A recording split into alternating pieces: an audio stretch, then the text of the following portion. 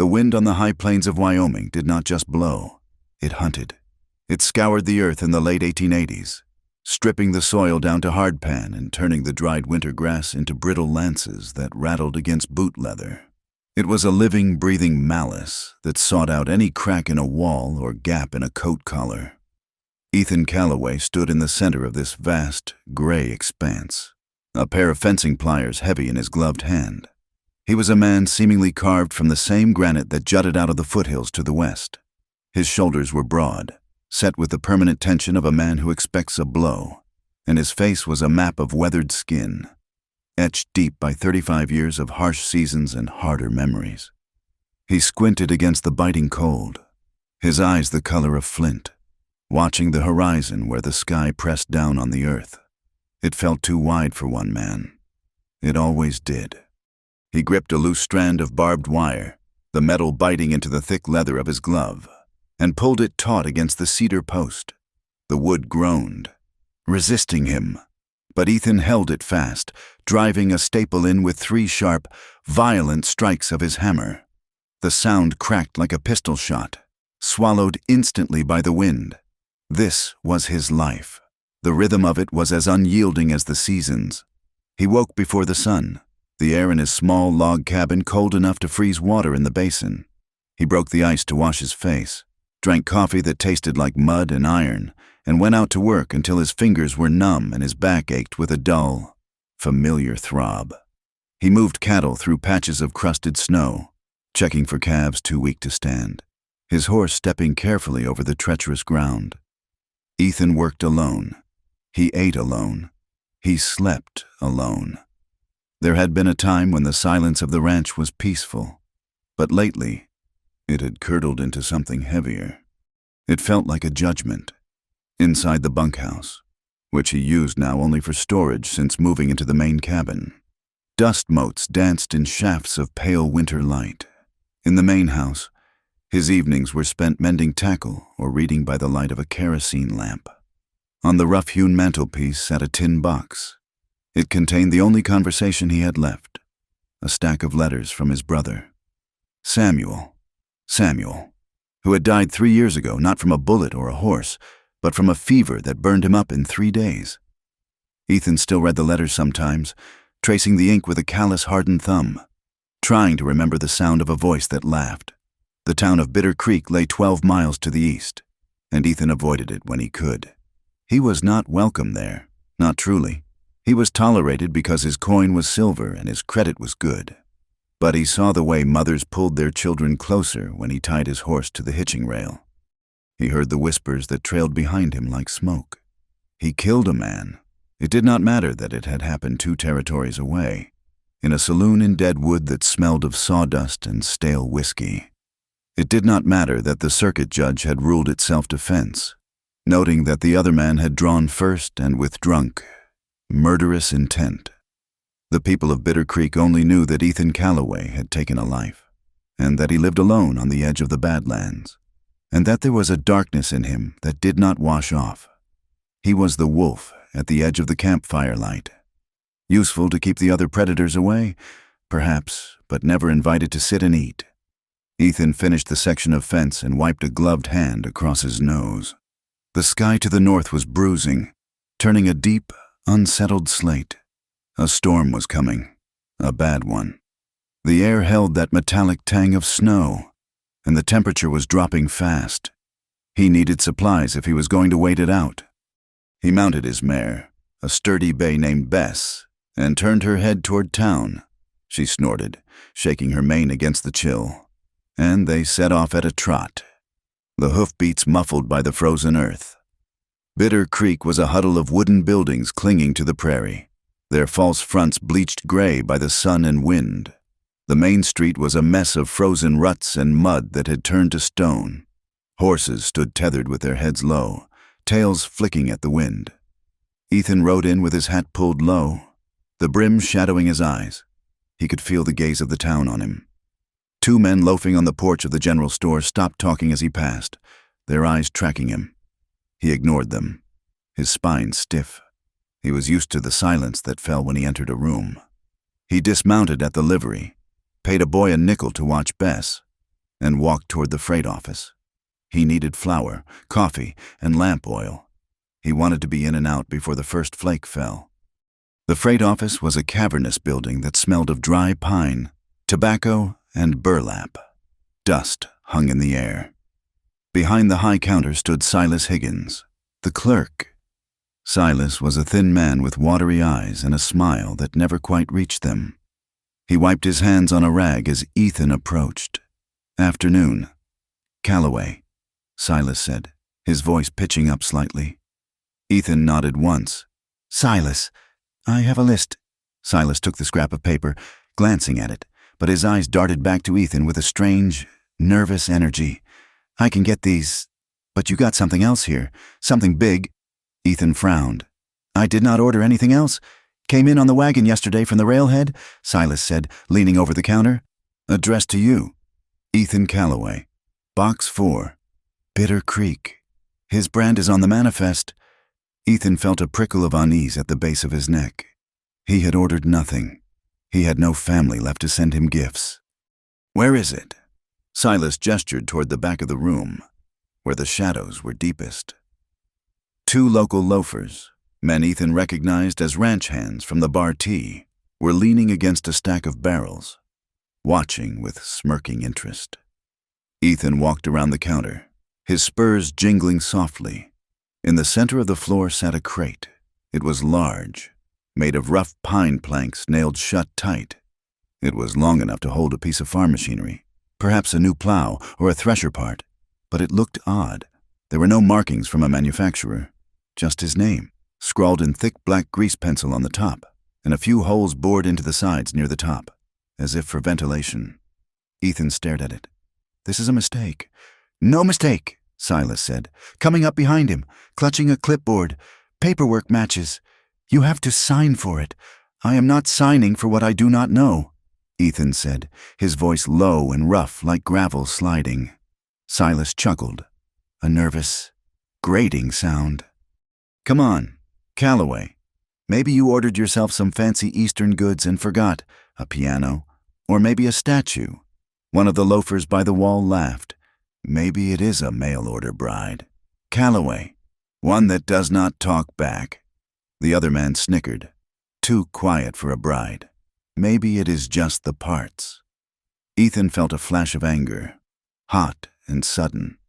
He turned his cold stare on the men, and their laughter died in their throats. They shifted their feet, suddenly interested in the floor.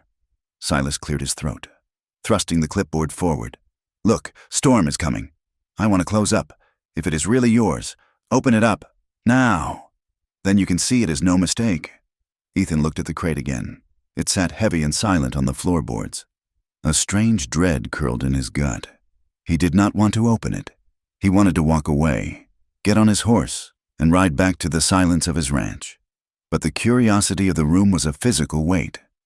"Give me a bar," Ethan said. Silas handed him a heavy iron crowbar. Ethan weighed it in his hand, the cold metal biting into his palm. He stepped up to the crate. He jammed the flat edge of the bar under the lid and shoved down. The wood shrieked as the nails pulled free. It was a violent sound in the quiet room. Ethan repositioned the bar and pried again, sweat breaking out on his forehead despite the cold. He expected the gleam of oiled steel, the dull shape of iron tools. He wrenched the lid back, the wood splintering, and threw it aside. The air in the room seemed to vanish. Inside the crate, nestled in a bed of filthy straw, was not a machine. It was a woman. Ethan froze, his breath caught in a painful knot in his chest. She was curled on her side, knees drawn up to her chest in a desperate attempt to preserve warmth. She was wearing a dress that might have once been white, a wedding dress, laced and elaborate. But it was now gray with grime and torn at the hem. Her feet were bare and blue with cold. A thin, scratchy blanket was tangled around her legs, and an empty ceramic water jug lay near her head. She looked dead. Her skin was the color of old parchment, pale and waxy. Her dark hair was matted against her cheek. Ethan dropped the crowbar. It hit the floor with a deafening clang that made Silas jump. "Sweet Mother of God," Silas whispered, backing away. The noise seemed to reach the woman. A tremor went through her. So faint, Ethan almost missed it. Her eyelids fluttered, struggling against a heavy weight. They opened just a crack. Ethan found himself staring into eyes that were dark, glazed, and terrified. She saw him, a looming, scarred figure in a heavy coat, and a small, whimpering sound escaped her cracked lips. Then her eyes rolled back, and she went limp again. The silence in the freight office shattered. "She is alive!" one of the loafers shouted. "What in the hell is this?" Silas stammered, waving his hands as if to ward off the sight. "You ordered a woman. Calloway, like a side of beef." The accusation hung in the air, ugly and sharp. Ethan looked up, his face darkening. "I ordered nothing. Papers say she is yours," Silas shrilled, his fear turning to defensive anger. "Look at the manifest. One package delivered to E. Calloway. That is you. I ain't responsible for this. This is some sickness." The loafers were whispering now, their voices loud and crude. "Look at that dress. She is a whore. Has to be. Who else gets shipped in a box? Maybe Calloway finally found a woman who could not run away." The words hit Ethan like stones. He looked down at the woman. She was so small. The bruises on her arms were shaped like fingerprints, man's fingerprints. There was a cut on her cheekbone, dried and angry. She had been packed in there like cargo, nailed into the dark, and shipped across the territory to a man she did not know. The cruelty of it made Ethan's vision blur. It reminded him of the saloon in Deadwood, the way men looked at things they thought they owned. He did not think. He moved. He stripped off his heavy buffalo hide coat. The cold air bit at his flannel shirt, but he did not feel it. He leaned into the crate, ignoring the smell of stale fear and sickness. "Do not touch her," Silas warned. "We should get the sheriff." "Get out of my way," Ethan snarled. The tone of his voice was not human. It was pure animal warning. Silas and the loafers scrambled back, pressing themselves against the wall. Ethan reached down and scooped the woman up. She was terrifyingly light, nothing but bone and fragile skin. Her head lolled back against his shoulder, her neck exposed and vulnerable. He wrapped his coat around her, pulling the fur tight to shield her from the gawking eyes of the men. He lifted her out of the box, holding her high against his chest. Her coldness seeped through his shirt, chilling his skin, but it only made him hold her tighter.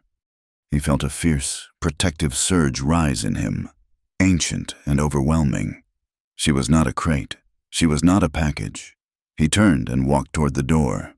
"You can't just take her," Silas yelled, though he made no move to stop him. "That is highly irregular."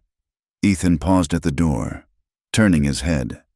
The look he gave Silas was cold enough to freeze the man's blood. "You said she is mine," Ethan said. "I am taking her." He kicked the door open and stepped out into the wind. The street was emptying as the first stinging pellets of snow began to fall. A few people were rushing from the general store to their wagons. They stopped, staring openly at the large, scarred rancher carrying a bundle wrapped in a buffalo coat. A woman's limp hand dangled from the folds, the lace of a torn sleeve fluttering in the gale. Ethan ignored them all. He did not look left or right.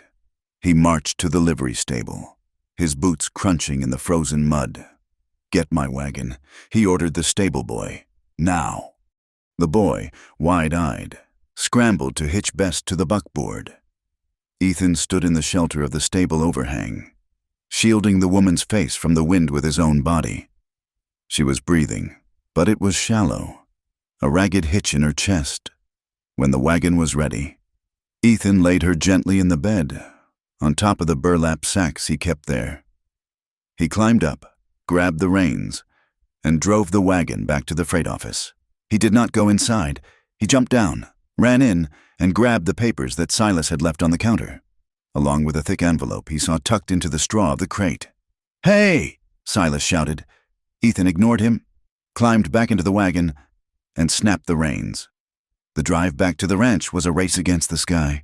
The snow was falling in earnest now, hard little pellets that stung the face like buckshot. The wind howled, trying to push the wagon off the rutted track. Bess lowered her head and pushed through. Sensing Ethan's urgency, every time the wagon jostled over a frozen rut. Ethan glanced back. The woman had not moved. She was a lump beneath his coat. He worried she would freeze before they got there. He worried the jostling would kill her. He worried about who she was and what kind of trouble followed a woman shipped in a box. But mostly, he watched the fragile rise and fall of the coat, praying it would not stop. The 10 miles felt like 100. The light was failing, the gray sky turning to a bruised purple and then to black. The snow began to stick, turning the world into a featureless white void. Ethan navigated by instinct and by the line of fence posts that marked his land.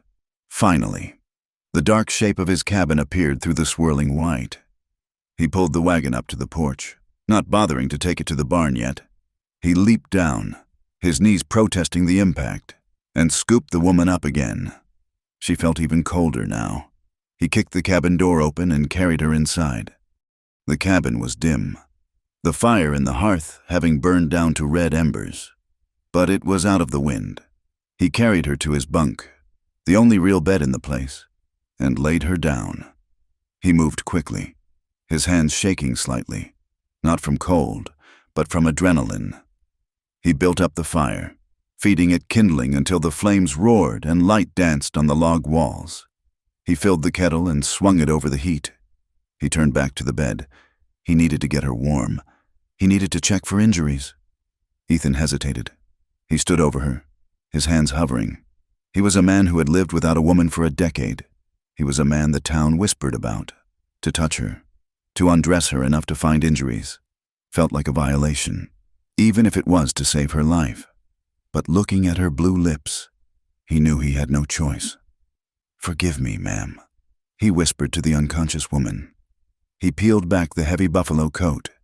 She lay there in the ruined wedding dress, the bodice tight and restrictive. He could see the shallow movement of her ribs. He worked with awkward care.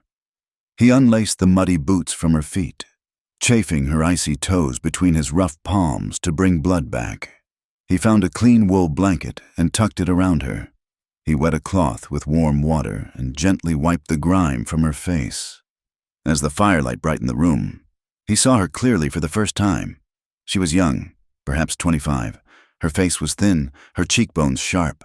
There was a darkness under her eyes that spoke of long exhaustion. The bruise on her jaw was blooming purple, an ugly mark against her pale skin. Her lip was split. Ethan sat back on his heels, the wet cloth in his hand.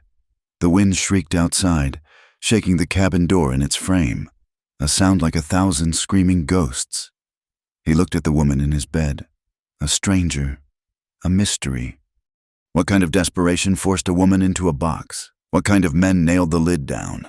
Ethan looked at his own hands. They were large, scarred, capable of violence and hard labor. They were not hands made for holding something this broken. He stood up and walked to the window, staring out at the white chaos of the storm. He was trapped here now, trapped with her. The snow would pile up deep tonight. No one could get in, and no one could get out. He turned back to look at her. She made a small sound, a whimper of pain in her sleep, and shifted beneath the blankets. Ethan Calloway, the man who wanted nothing more than to be left alone, walked back to the fire and added another log. He pulled a chair close to the bed and sat down to keep watch, the revolver on his hip heavy and reassuring, while the storm tried to tear the world apart outside. For 3 days, the world ceased to exist beyond the walls of the cabin. The blizzard that descended on the high plains was not merely weather. It was a siege. The wind struck the hewn logs with the force of a battering ram, shaking the chinking loose and driving fine, white powder through the smallest cracks. Inside, the air grew heavy with the smell of wood smoke and damp wool. Ethan Calloway moved through the dim light like a ghost in his own home. He did not sleep. Or if he did, it was in snatching intervals, sitting upright in the hard wooden chair by the hearth, his chin resting on his chest until the snap of a log woke him. His focus was entirely on the woman in his bed. She burned with fever. It radiated off her like heat from a stove, turning her pale skin flushed and dry. She tossed on the narrow mattress, tangling her legs in the heavy quilts, muttering words in a language of delirium that Ethan could not understand. Sometimes she cried out, sharp, terrified sounds that made Ethan flinch as if he had been struck. He kept the fire roaring, feeding it from the stack of wood he had piled near the door before the snow sealed them in. He melted buckets of snow on the iron stove, the water hissing as it hit the hot metal. With hands that were scarred from branding irons and barbed wire, hands that had taken a life, he tended to her with a terrifying gentleness. He dipped rags into the cool water and laid them across her forehead. He lifted her head to trickle water between her cracked lips. He felt like a trespasser. Every time he touched her to adjust a blanket or check the heat of her skin, he felt the weight of his own roughness. He was a man of the outside, of cattle and iron. She was fragile, bruised, and broken, and he was the only thing standing between her and the cold dark. On the fourth morning, the wind finally died. The silence that followed was so absolute it made Ethan's ears ring. The gray light filtering through the frosted window panes grew stronger, shifting from the gloom of the storm to the bright, hard clarity of a winter morning. Ethan was at the stove, scraping coffee grounds into a pot. When he heard the rustle of straw ticking, he froze, the spoon suspended in the air. He turned slowly. The woman was awake. She was pushed up against the headboard. The quilt pulled tight to her chin. Her eyes, the color of wet river stones, were wide and fixed on him. There was no delirium in them now, only a stark, animal terror. She looked at the door, then back to him, her breathing coming in shallow, ragged gasps. Ethan set the spoon down carefully. He held his hands up, palms open, showing he held no weapon. "Easy," he said. His voice was rough from days of silence, and he cleared his throat to soften it. "You are safe." She did not answer. She pressed herself further back against the logs, her gaze darting to the window, then to the heavy revolver hanging from the peg by the door. "My name is Ethan Calloway," he said, keeping his voice low and plain. "You are on my ranch, about 12 miles west of Bitter Creek, where—" Her voice cracked, a dry rasp. She swallowed and tried again. "Where is the box?" Ethan felt a chill that had nothing to do with the temperature of the room. The box, not the wagon, not the train. The box. "It is in the barn," he said. "I burned the straw." She squeezed her eyes shut, a shudder running through her small frame. She looked down at herself, realizing she was not wearing the dress she had arrived in, but was wrapped in his spare flannel shirt and buried under blankets. Her hand flew to her throat. "I found you in town," Ethan said quickly, seeing the panic rising in her. "At the freight office. The clerk. There was a crate addressed to me. I opened it.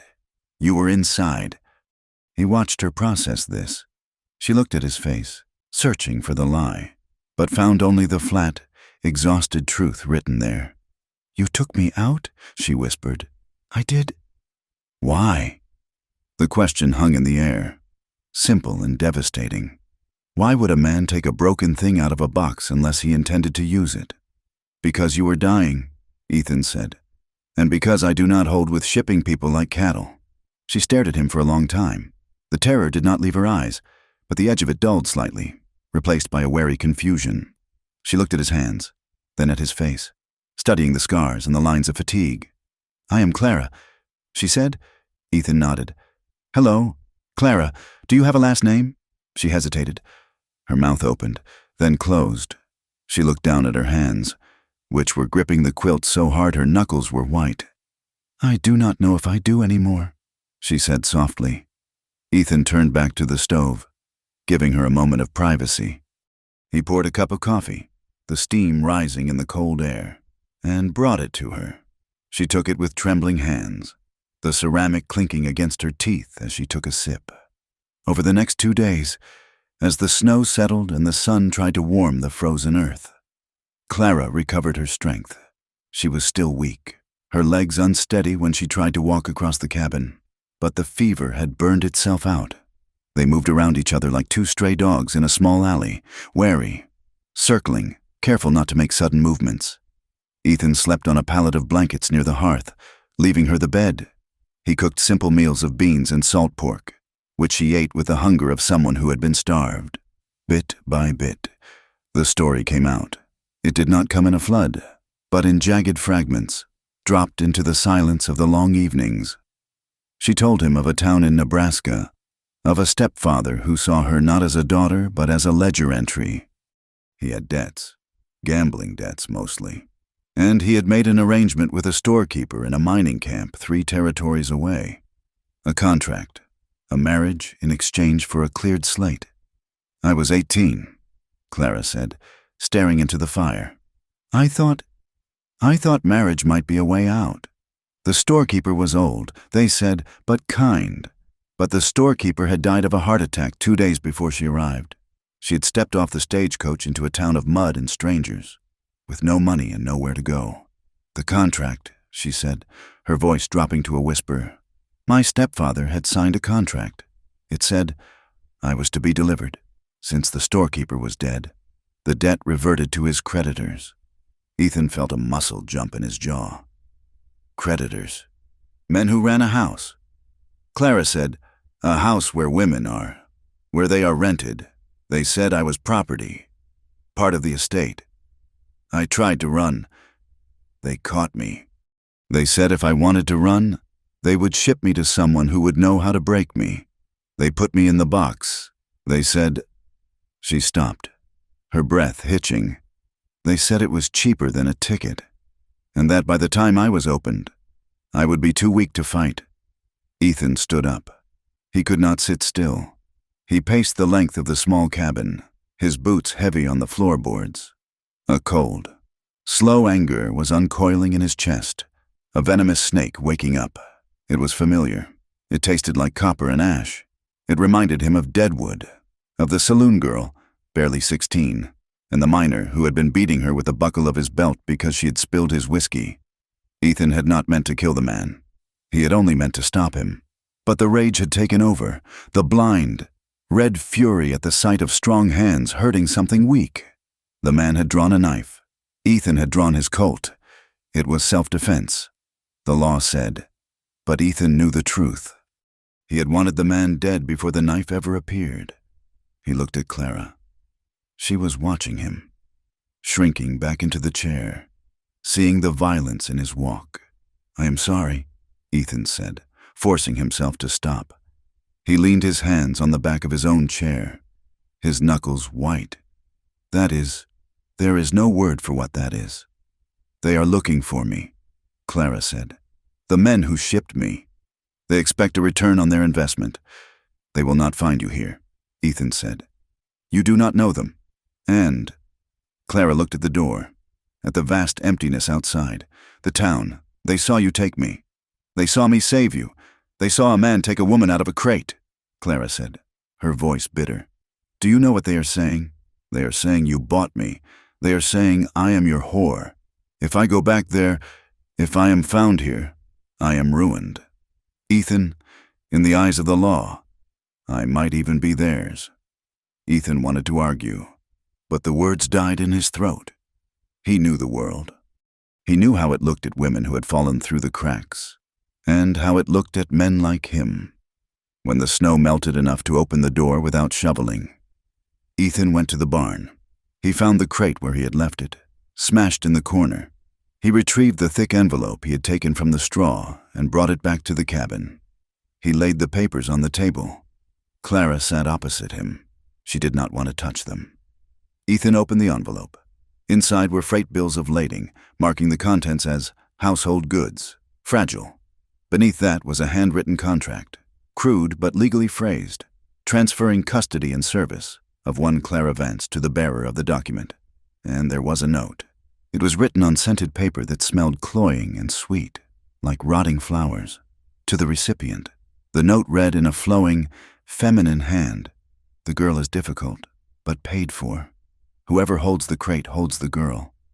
In these parts, possession is 9/10 of the law, and a signed receipt is as good as a marriage license if you find the right judge.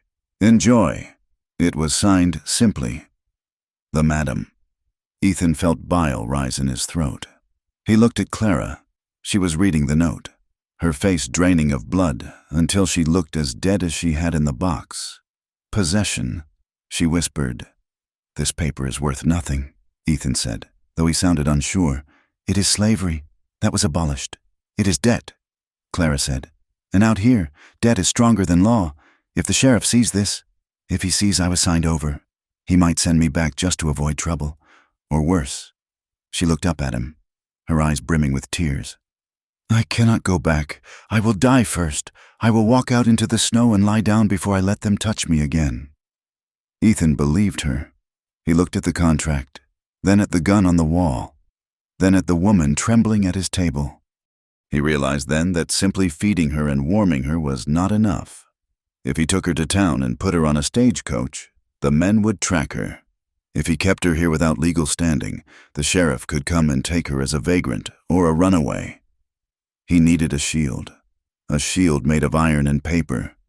"There is a way," Ethan said. Clara wiped her eyes. "What way?" Ethan took a breath. He looked at his hands, scarred and rough. He was a man who had accepted his solitude as a penance. What he was about to suggest felt like a different kind of sin, but it was the only wall he could build around her. "Marriage," he said. Clara recoiled. She pushed her chair back, the wood screeching against the floor. "No, listen to me," Ethan said, keeping his voice steady. Not like that. Not a real marriage. A marriage of convenience. Of law." "No," Clara said, shaking her head violently. "I will not be sold again. I will not trade one owner for another. I am not looking to own you." "Clara." "Then why?" "Because a wife cannot be property of a brothel," Ethan said. "Because if you are Mrs. Calloway, the law protects you. If those men come, I have the right to stand between you and them. If the sheriff comes, he cannot separate a man from his wife without cause." Clara stood up, wrapping her arms around herself. She walked to the window, staring out at the blinding white snow. "And what do you get out of it?" she asked, her voice sharp with suspicion. "Men do not do things for nothing. Do you want a cook, a washerwoman, or—" She did not finish the sentence, but the implication hung heavy in the room. Ethan looked at her back. He could lie. He could say he wanted someone to mend his shirts, but she deserved the truth. "I get silence," he said. She turned to look at him. "I live alone because I choose to," Ethan said. "But the town, they talk. They fear me. A man alone is dangerous. A man with a wife is respectable. If I marry you, they might stop looking at me like a wolf waiting to bite." He paused, then added, "And I get to sleep at night knowing I did not send a woman back to hell." The fire popped, a loud crack in the quiet room. The wind whispered at the eaves, a lonely, hollow sound. Ethan watched her. He saw the war in her face, the fear of him, the fear of the men hunting her, the desperate need for safety clashing with the terror of being trapped. "Sit down," Ethan said gently. "Please." She sat. That evening, as the sun went down and the cabin filled with shadows, they spoke the rest of the truth. Ethan told her about the silence. He told her about the brother he had buried on the hill and the letters in the tin box. He told her about the fight in Deadwood, not sparing himself the ugly details. "I am not a gentleman." "Clara," he said, his voice low, "I have done things that keep me awake, but I have never hurt a woman, and I never will." Clara listened, her eyes searching his face. Then she spoke of her own shame. She told him how it felt to be looked at like cattle. She told him about the fear that lived in her gut, a cold knot that never went away. "I do not want to be touched," she said, her voice trembling. "I do not know if I can ever be a wife. In that way?" "I am not asking for that," Ethan said. "Name only?" she asked. "Name only." Ethan promised. "You keep your name inside this house. Outside, you take mine. You sleep in the bed. I take the bunkhouse or the floor. You cook if you want, or I will. We work the land. We survive. And if the day comes that you are safe and you want to leave, then you leave." "And the debt?" she asked. "I will take the debt," Ethan said. "Let them come to me for it." They sat in silence for a long time. The fire burned down to embers. Finally, Clara looked at the contract on the table, then at Ethan. "I will do it," she said, "but on one condition. Name it. If you ever try to make it real without my saying so." "I will kill you, Ethan. I will take that gun off the wall and I will kill you." Ethan looked at her. He saw the steel in her spine, the desperate courage of a cornered animal. He respected it.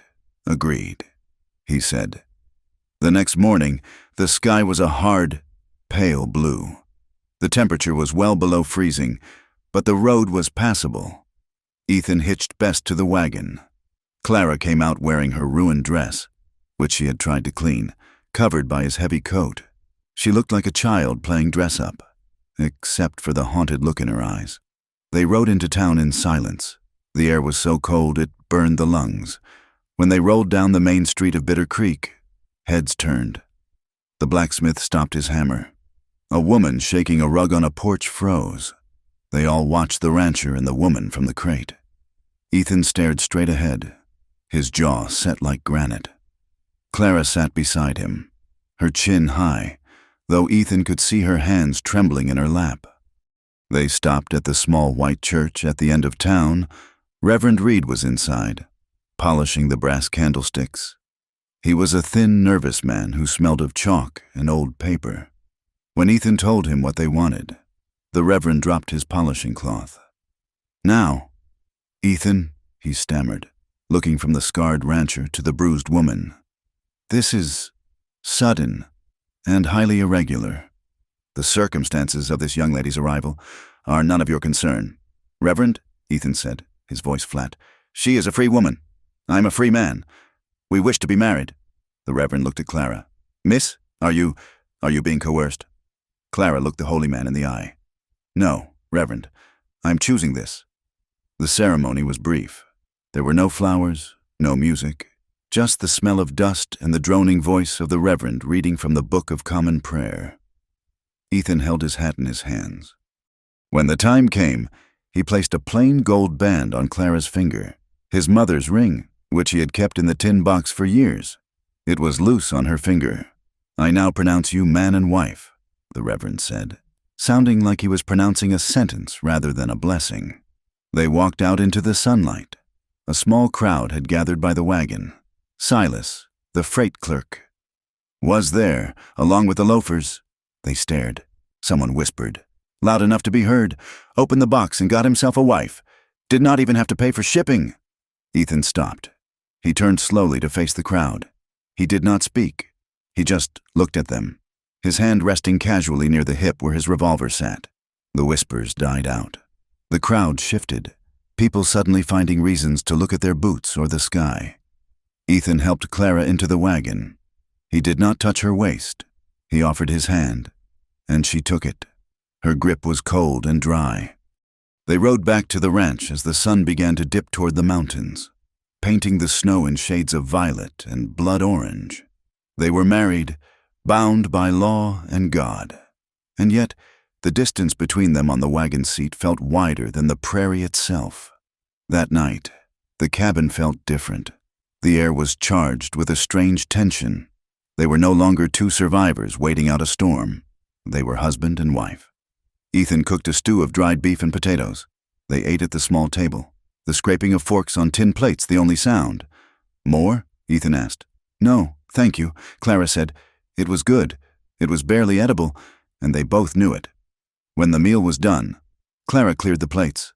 She moved to the bed, standing uncertainly by the post. Ethan stood up. He walked to the corner and grabbed a pile of buffalo robes and blankets. "I will take the floor," he said, "near the fire. It is warmer there anyway." Clara nodded, not looking at him. "Thank you." He blew out the lamp, plunging the cabin into darkness save for the orange glow of the dying fire. Ethan laid his blankets out on the rough wooden planks. He lay down, staring up at the shadowed ceiling beams. He was used to hard ground. He had slept on rocks, on mud, on snow. But tonight, the floor felt harder than usual. Across the room, he heard the rustle of the mattress ticking as Clara lay down. He heard her shift, trying to get comfortable. He heard the soft, rhythmic sound of her breathing. She was 10 feet away, his wife, a stranger with a bruised face and a past that was hunting her. Ethan closed his eyes, but sleep did not come. He was acutely aware of her presence, of the heat of another living body in his house. He felt a strange, terrifying mix of protectiveness and danger. He had built a wall to keep the world out, but now he had brought something precious and volatile inside. "Good night, Clara," he said into the dark. There was a long pause. "Good night, Ethan." The use of his name sounded strange on her tongue. Outside, the wind began to pick up again, scratching at the door like a dog wanting to be let in. Ethan put his hand on the revolver lying next to his head and listened to the woman breathing in the dark. Spring arrived on the high plains not with a gentle bloom, but with a violent, muddy upheaval. The snow that had buried the ranch for weeks began to rot from the bottom up, turning the earth into a sucking gray quagmire that pulled at boots and wagon wheels alike. The wind did not stop. It merely changed its tune, shifting from the high shriek of winter to a wet, heavy bluster that smelled of thawing soil and distant rain. For Clara Calloway, this season of mud was a season of awakening. The fever had left her thin and pale, like a stalk of grass that had spent too long under a stone. But the steel in her spine that had kept her alive in the crate began to straighten. She was no longer content to sit by the fire while Ethan worked himself into the ground. She started small. The first time she walked to the well, the bucket felt as heavy as an anvil. The mud tried to steal her shoes with every step, the cold seeping through the leather to bite at her toes. But she set her jaw, a line of stubborn determination that Ethan watched from the barn door, and hauled the water back to the cabin without spilling a drop. Inside the rough log walls, she waged war on the dust and grime that had accumulated during Ethan's years of solitude. She swept the floorboards until her hands were blistered. She took the thin supplies in the pantry, sacks of weevil-prone flour, a jar of solidified lard, a tin of dried apples, and learned to coax bread out of the wood stove that did not taste like ash. Ethan watched her transformation with a quiet, guarded fascination. He had expected her to break. He had expected the harshness of the land, the isolation, and the memory of the box to crush her spirit. Instead, she seemed to be rooting herself in the hard ground, like the sagebrush that refused to die. One morning, when the sky was the color of a bruised plum, Ethan found her standing on the porch, watching him saddle Bess. "I want to help," she said. Ethan tightened the cinch, the leather creaking. "You are barely strong enough to lift a skillet. Clara, I am stronger than I look," she said. "And I am going mad staring at these four walls. Give me something to do. Outside." Ethan looked at her. She was wearing one of his old flannel shirts, the sleeves rolled up to her elbows, and a skirt she had patched with thread from his sewing kit. Her hair was pulled back, revealing the sharp line of her jaw. There was a fire in her eyes that had not been there before. He nodded slowly. "Put your boots on." He started her with the chickens. It was humble work, but necessary. The hens were ill-tempered and broody, pecking at any hand that dared invade their nests. Ethan showed her how to distract them with a handful of grain, how to slide her hand under their warm, feathered bellies to find the eggs. He watched her from the corner of his eye as he mended a bridle. He saw her flinch when a beak struck her hand, but she did not pull back. She murmured to the birds, a soft, nonsensical stream of sound that seemed to calm them. When she mastered the coop, he took her to the horses. Bess was gentle, but the other horse, a gelding named Roni, was skittish and prone to biting. Ethan stood close as Clara picked up the stiff-bristled brush. "Let him smell you first," Ethan said, his voice low. Clara held out her hand. Roni blew air through his nostrils, his ears flicking back. Clara did not waver. She stood her ground, small and slight against the 1,000 pounds of muscle. "He is just scared," she said softly. "He expects a hit." Ethan felt a pang in his chest. "Like you," he thought. He watched her work the brush over the horse's flank, her movements growing more rhythmic and confident. She had to stand on her toes to reach the high curve of the back. The exertion brought a flush to her cheeks, a color that made her look less like a ghost and more like a woman of flesh and blood. Ethan found himself staring at the curve of her neck, exposed by her pinned-up hair. He watched the way her shoulder blades moved beneath the oversized shirt. A sudden, sharp heat flared in his gut, a hunger he had not allowed himself to feel in years. It was not just desire, it was a complex, tangled knot of want, respect, and a heavy, crushing guilt. She was his wife by law, but she was a survivor under his protection. To want her felt like a betrayal of the promise he had made. He turned away abruptly, grabbing a pitchfork and attacking a bale of hay with unnecessary force. "Good," he said, his voice gruff. "That is enough for today. Do not wear yourself out." Clara paused, the brush mid-stroke, sensing the shift in the air but not understanding the source. She looked at his broad back, sensing the wall he had just thrown up, and quietly went back to brushing. As the weeks bled into one another, the silence in the cabin began to change. It was no longer the empty, hollow silence of two strangers trying to avoid collision. It was a silence filled with small, domestic currents. They developed a rhythm. In the gray light of dawn, before the sun crested the eastern ridges, they sat at the small table drinking coffee. The steam rose between them, curling in the cold air. "The roof is leaking near the chimney," Clara said one morning, cradling her cup. "I will patch it," Ethan answered. "Once the rain stops, I mended your blue shirt," she said. "The tear at the shoulder." Ethan looked down at his cup. "Thank you." It was sparse conversation, stripped of adornment, yet it felt intimate. It was the language of shared survival. One evening, as they were clearing the table, Clara passed him a plate. Her fingers brushed against his. It was a fleeting contact, lasting no longer than a heartbeat, but the shock of it traveled up Ethan's arm like a jolt of static from a wool blanket. He almost dropped the plate.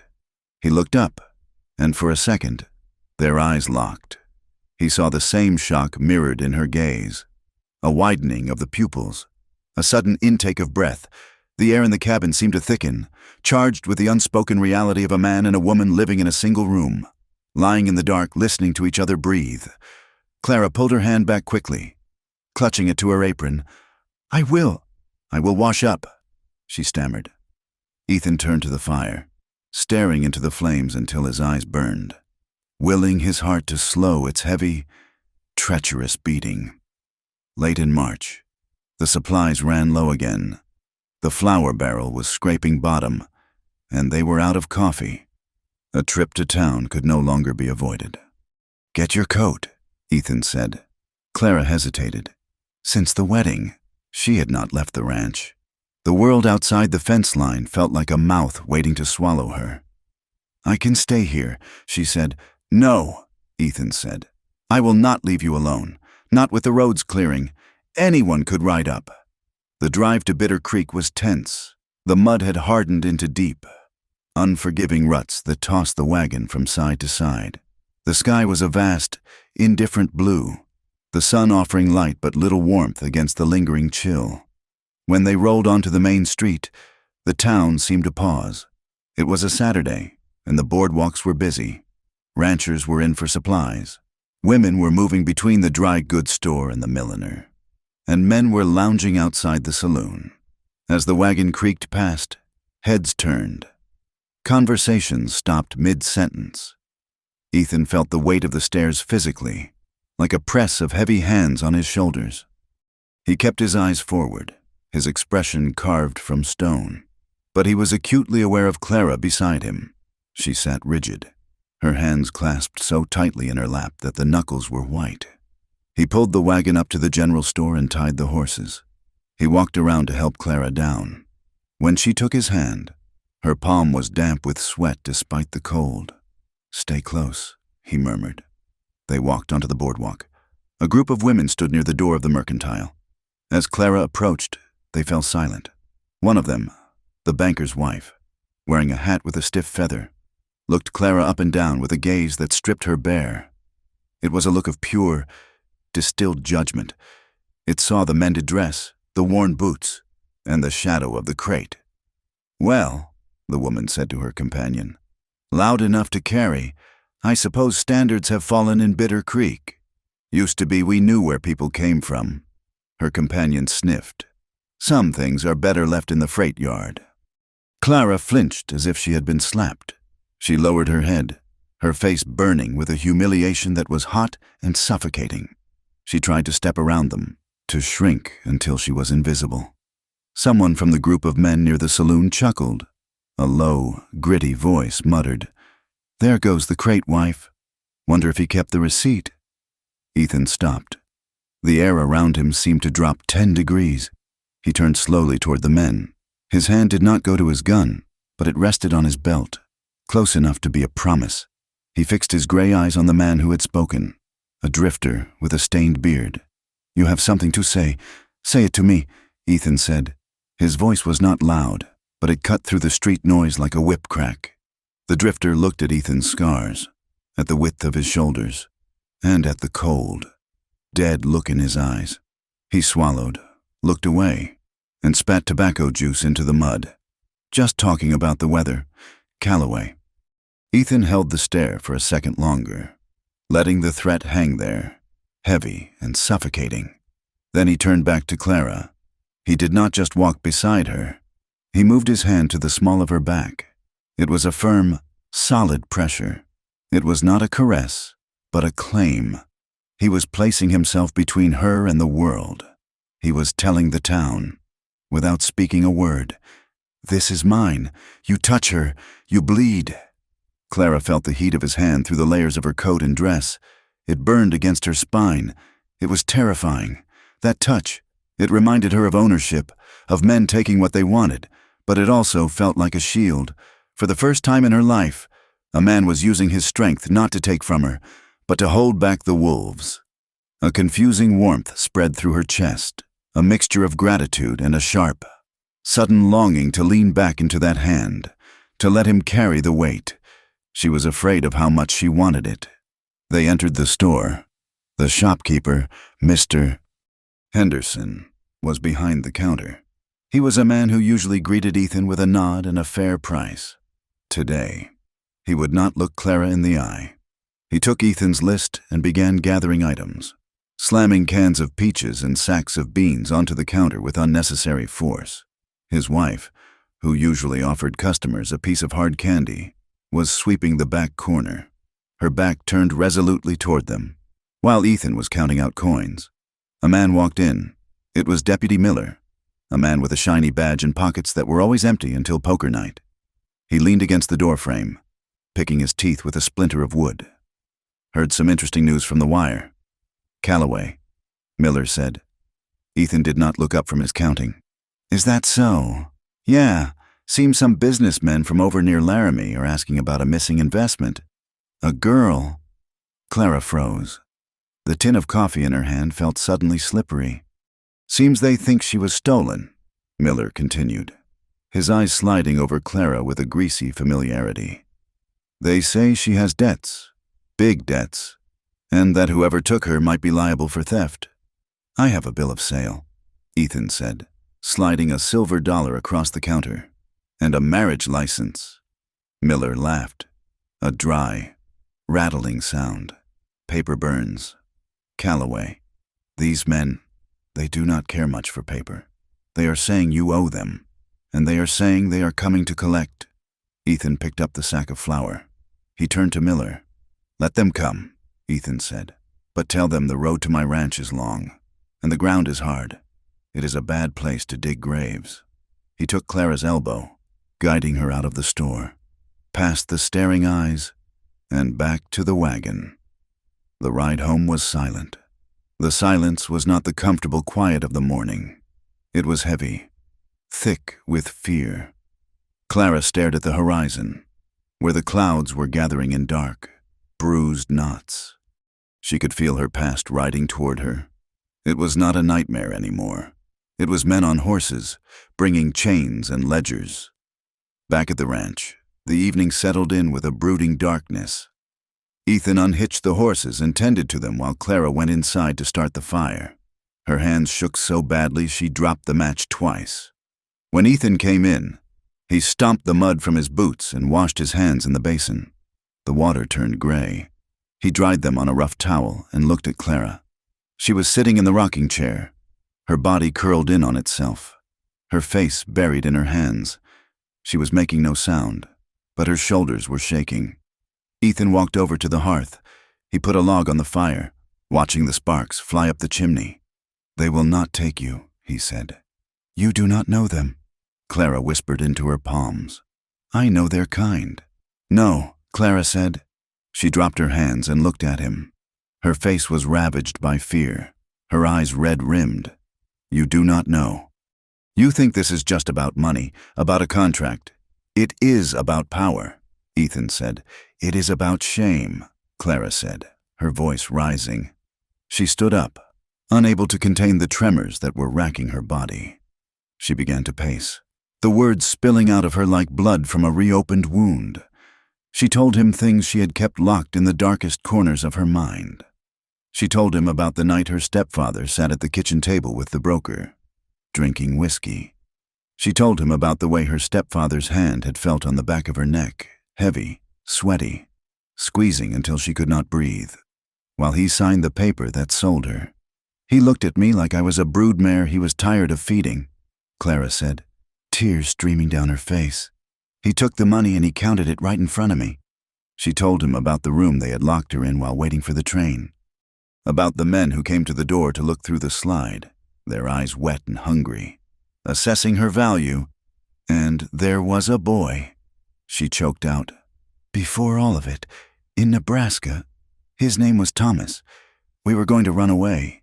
He went west to find work, to save money for us. He wrote for 3 months. Then, nothing." She stopped, leaning against the table for support. I waited. I waited while my stepfather drank up the farm. I waited while the debts piled up. I found out later Thomas died in a mine collapse. He died owing the company store, so I was left with nothing. No name but debt. That is all I am. Ethan, I am a ledger of what men owe and what men own." She looked at him, her eyes wild. "Even you look at me and you see a problem to be solved, a thing to be protected, but underneath, you must see it. I am tainted.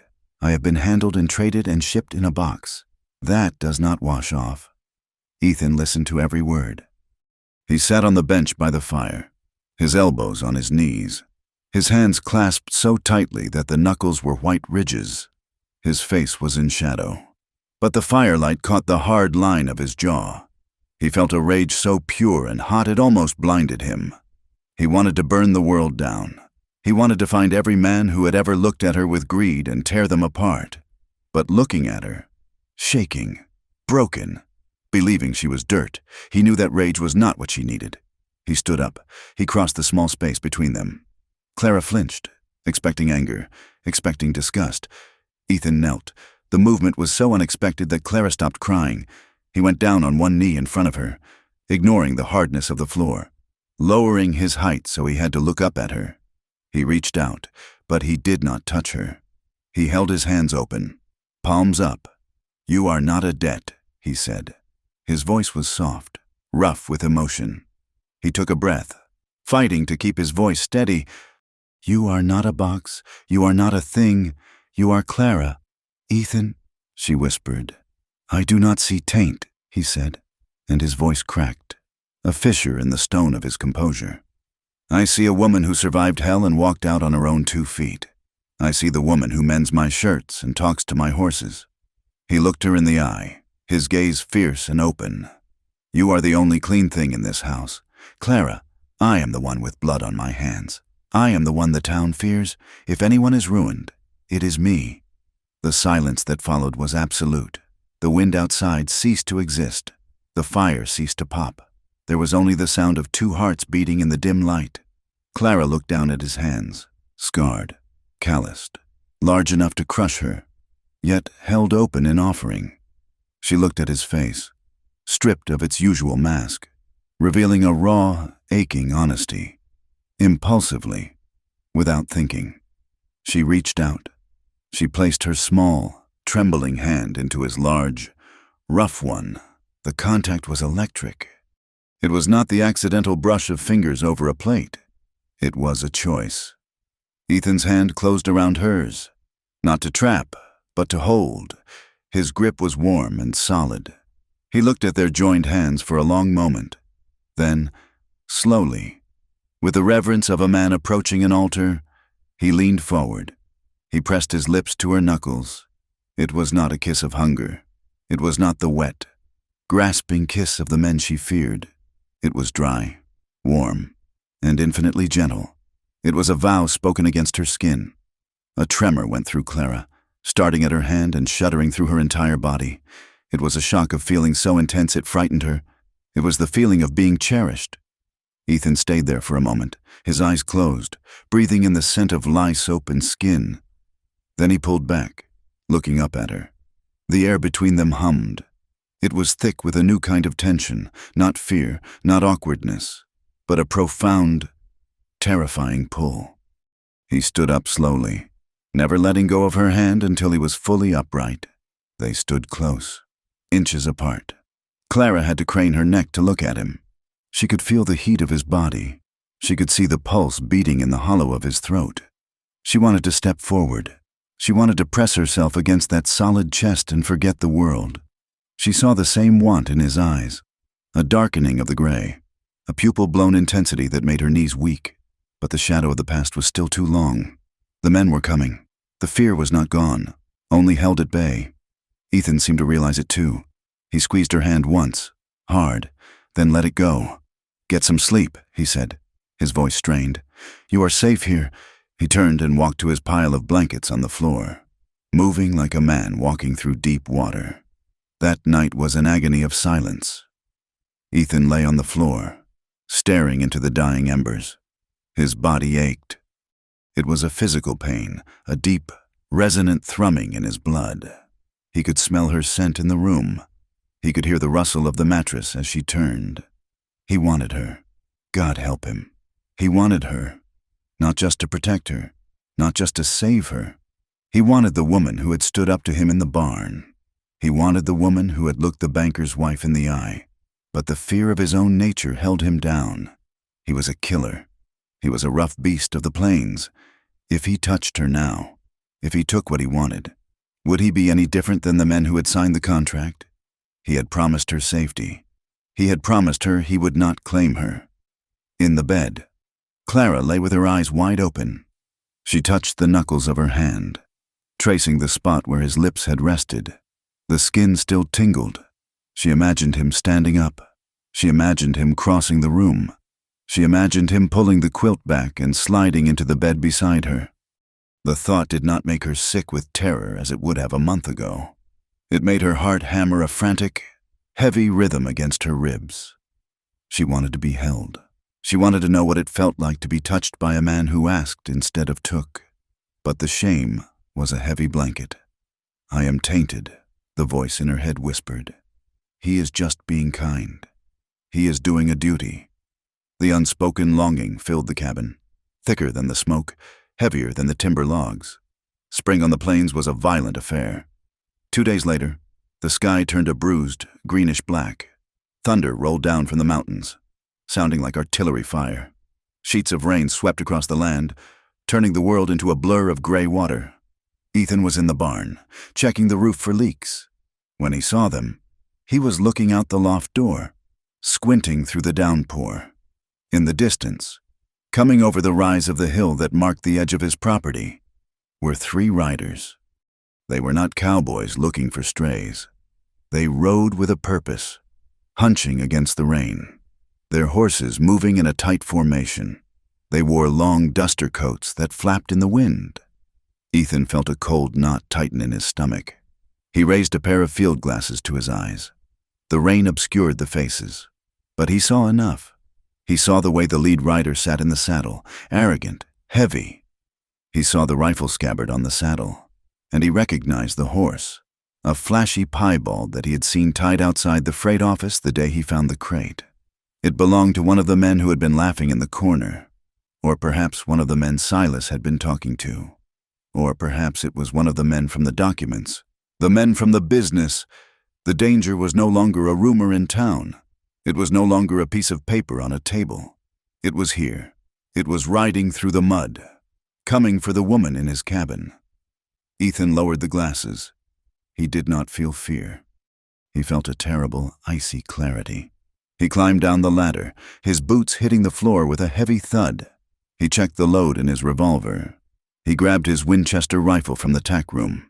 He walked out into the rain, heading for the house where Clara was baking bread, unaware that the wolves were at the door.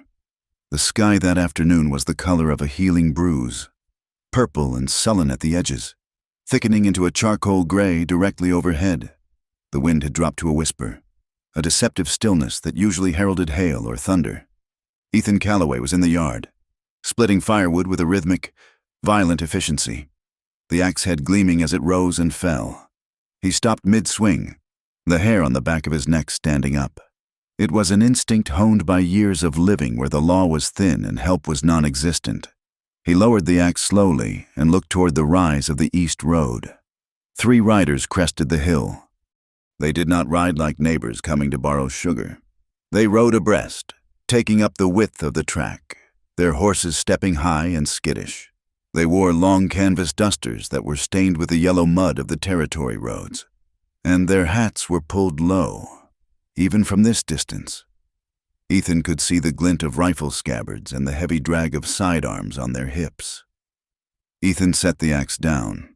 He did not run, but he walked with long, purposeful strides to the porch where his Winchester leaned against the doorframe. He picked it up, levered around into the chamber, and stood in front of the heavy oak door. Inside the cabin, Clara had seen them too. She stood at the window, her body pressed against the wall so she could peer out through the edge of the glass. Her fingers gripped the rough sill until the tips turned white. She knew those coats. She knew the way those men sat in their saddles, heavy, arrogant, owning the space around them. The past had arrived, riding horseflesh. The riders slowed as they entered the yard, spreading out in a semicircle to flank the porch. The lead man was thick-necked, with a face that looked like it had been punched out of raw dough and left to harden. He had small, dark eyes that flicked over the cabin, the barn, and finally settled on Ethan with a look of bored amusement. "Afternoon," the man said. His voice was like gravel grinding in a sluice box. Ethan did not nod. "State your business?" The man smiled, revealing teeth stained with tobacco. "Name is Vance. No relation to the little lady inside. I assume I represent the Gilded Lily establishment over in Laramie. These are my associates." He gestured vaguely to the 2 men flanking him, hard-eyed, silent types who looked like they would shoot a dog for barking too loud. "We are here on company business," Vance continued. Reaching into his duster, he pulled out a folded sheaf of papers.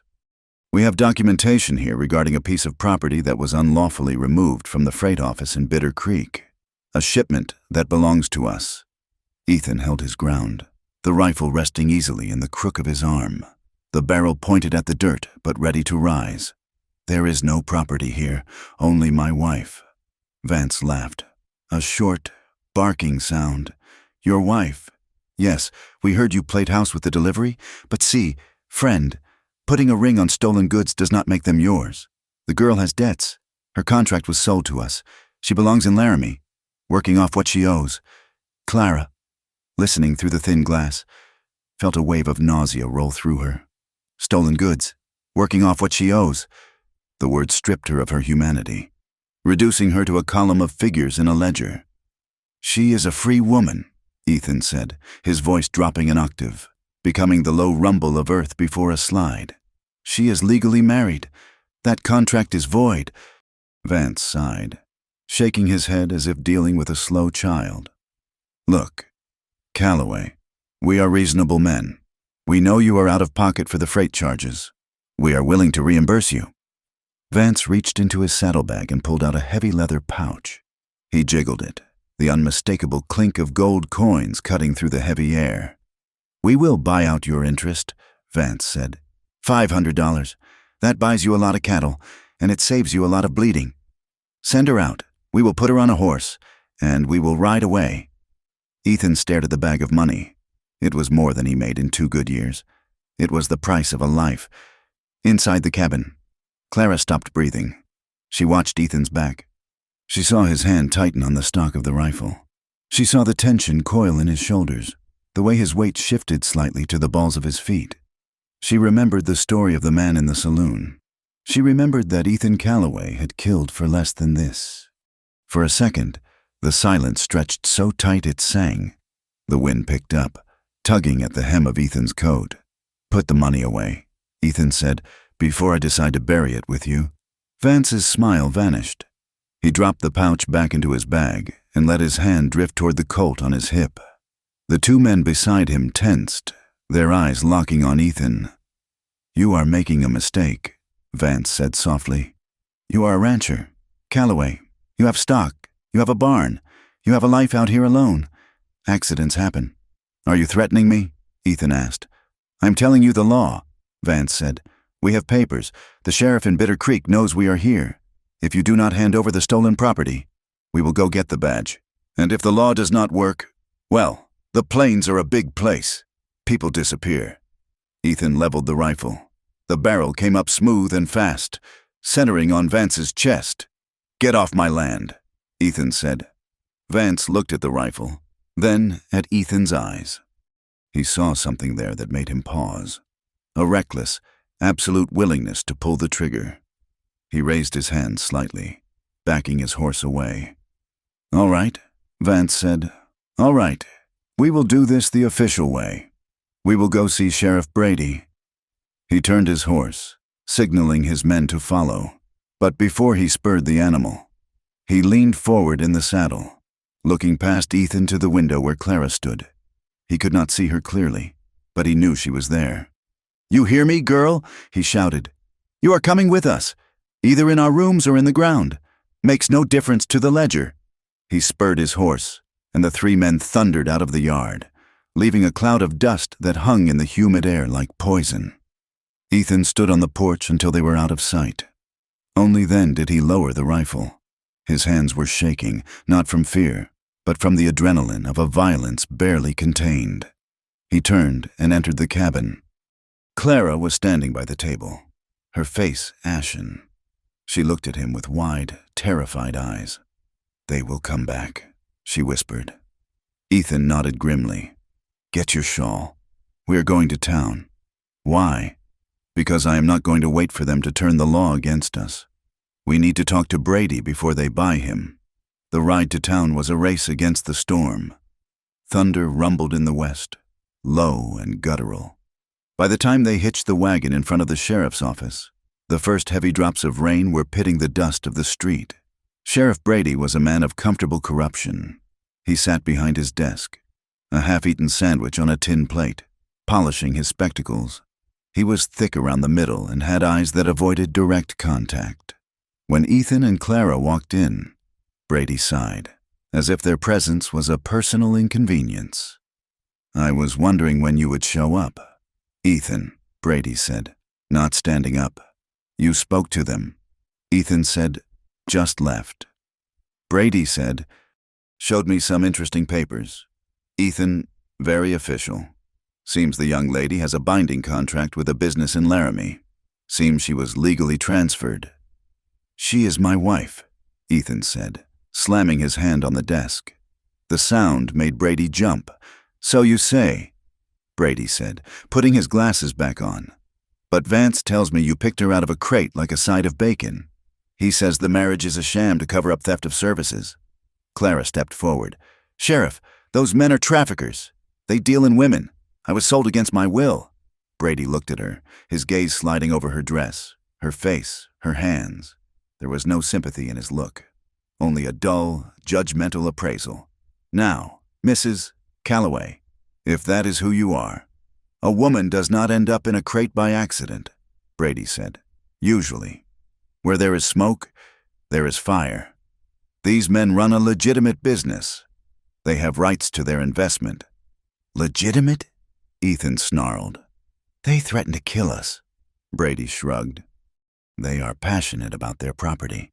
Look, Ethan, I like you. You keep to yourself. But this is messy. If that contract holds up, you are harboring a fugitive. I might have to annul this marriage and send her back. For her own good, of course. Maybe you knew what you were getting all along. Maybe you just wanted a cut of the merchandise." Ethan's vision went red. The insinuation that he was no better than the flesh peddlers snapped the last thread of his patience. He lunged across the desk, grabbing Brady by the lapels of his vest. "You take that back," Ethan roared, shaking the heavy man. "You take that back or I will put you through that wall." Brady scrambled for his gun, his face turning purple. "Ethan, let go. That is assault. Ethan!" Clara screamed. She grabbed Ethan's arm, pulling with all her strength. "Ethan, stop! Please! They want you to do this!" Ethan froze. He looked at Brady's terrified, hateful face. He looked at Clara, who was pleading with him, her eyes full of fear not for herself, but for him. He shoved Brady back into his chair. The sheriff gasped, adjusting his vest, his hand trembling as it hovered near his holster. "Get out," Brady wheezed. "Get out of my office. I will look into the law, but do not think you can bully me. Calloway, you watch your step. One wrong move, and I lock you up and hand her over myself." Ethan glared at him, his chest heaving. "Come on, Clara." They walked out into the rain.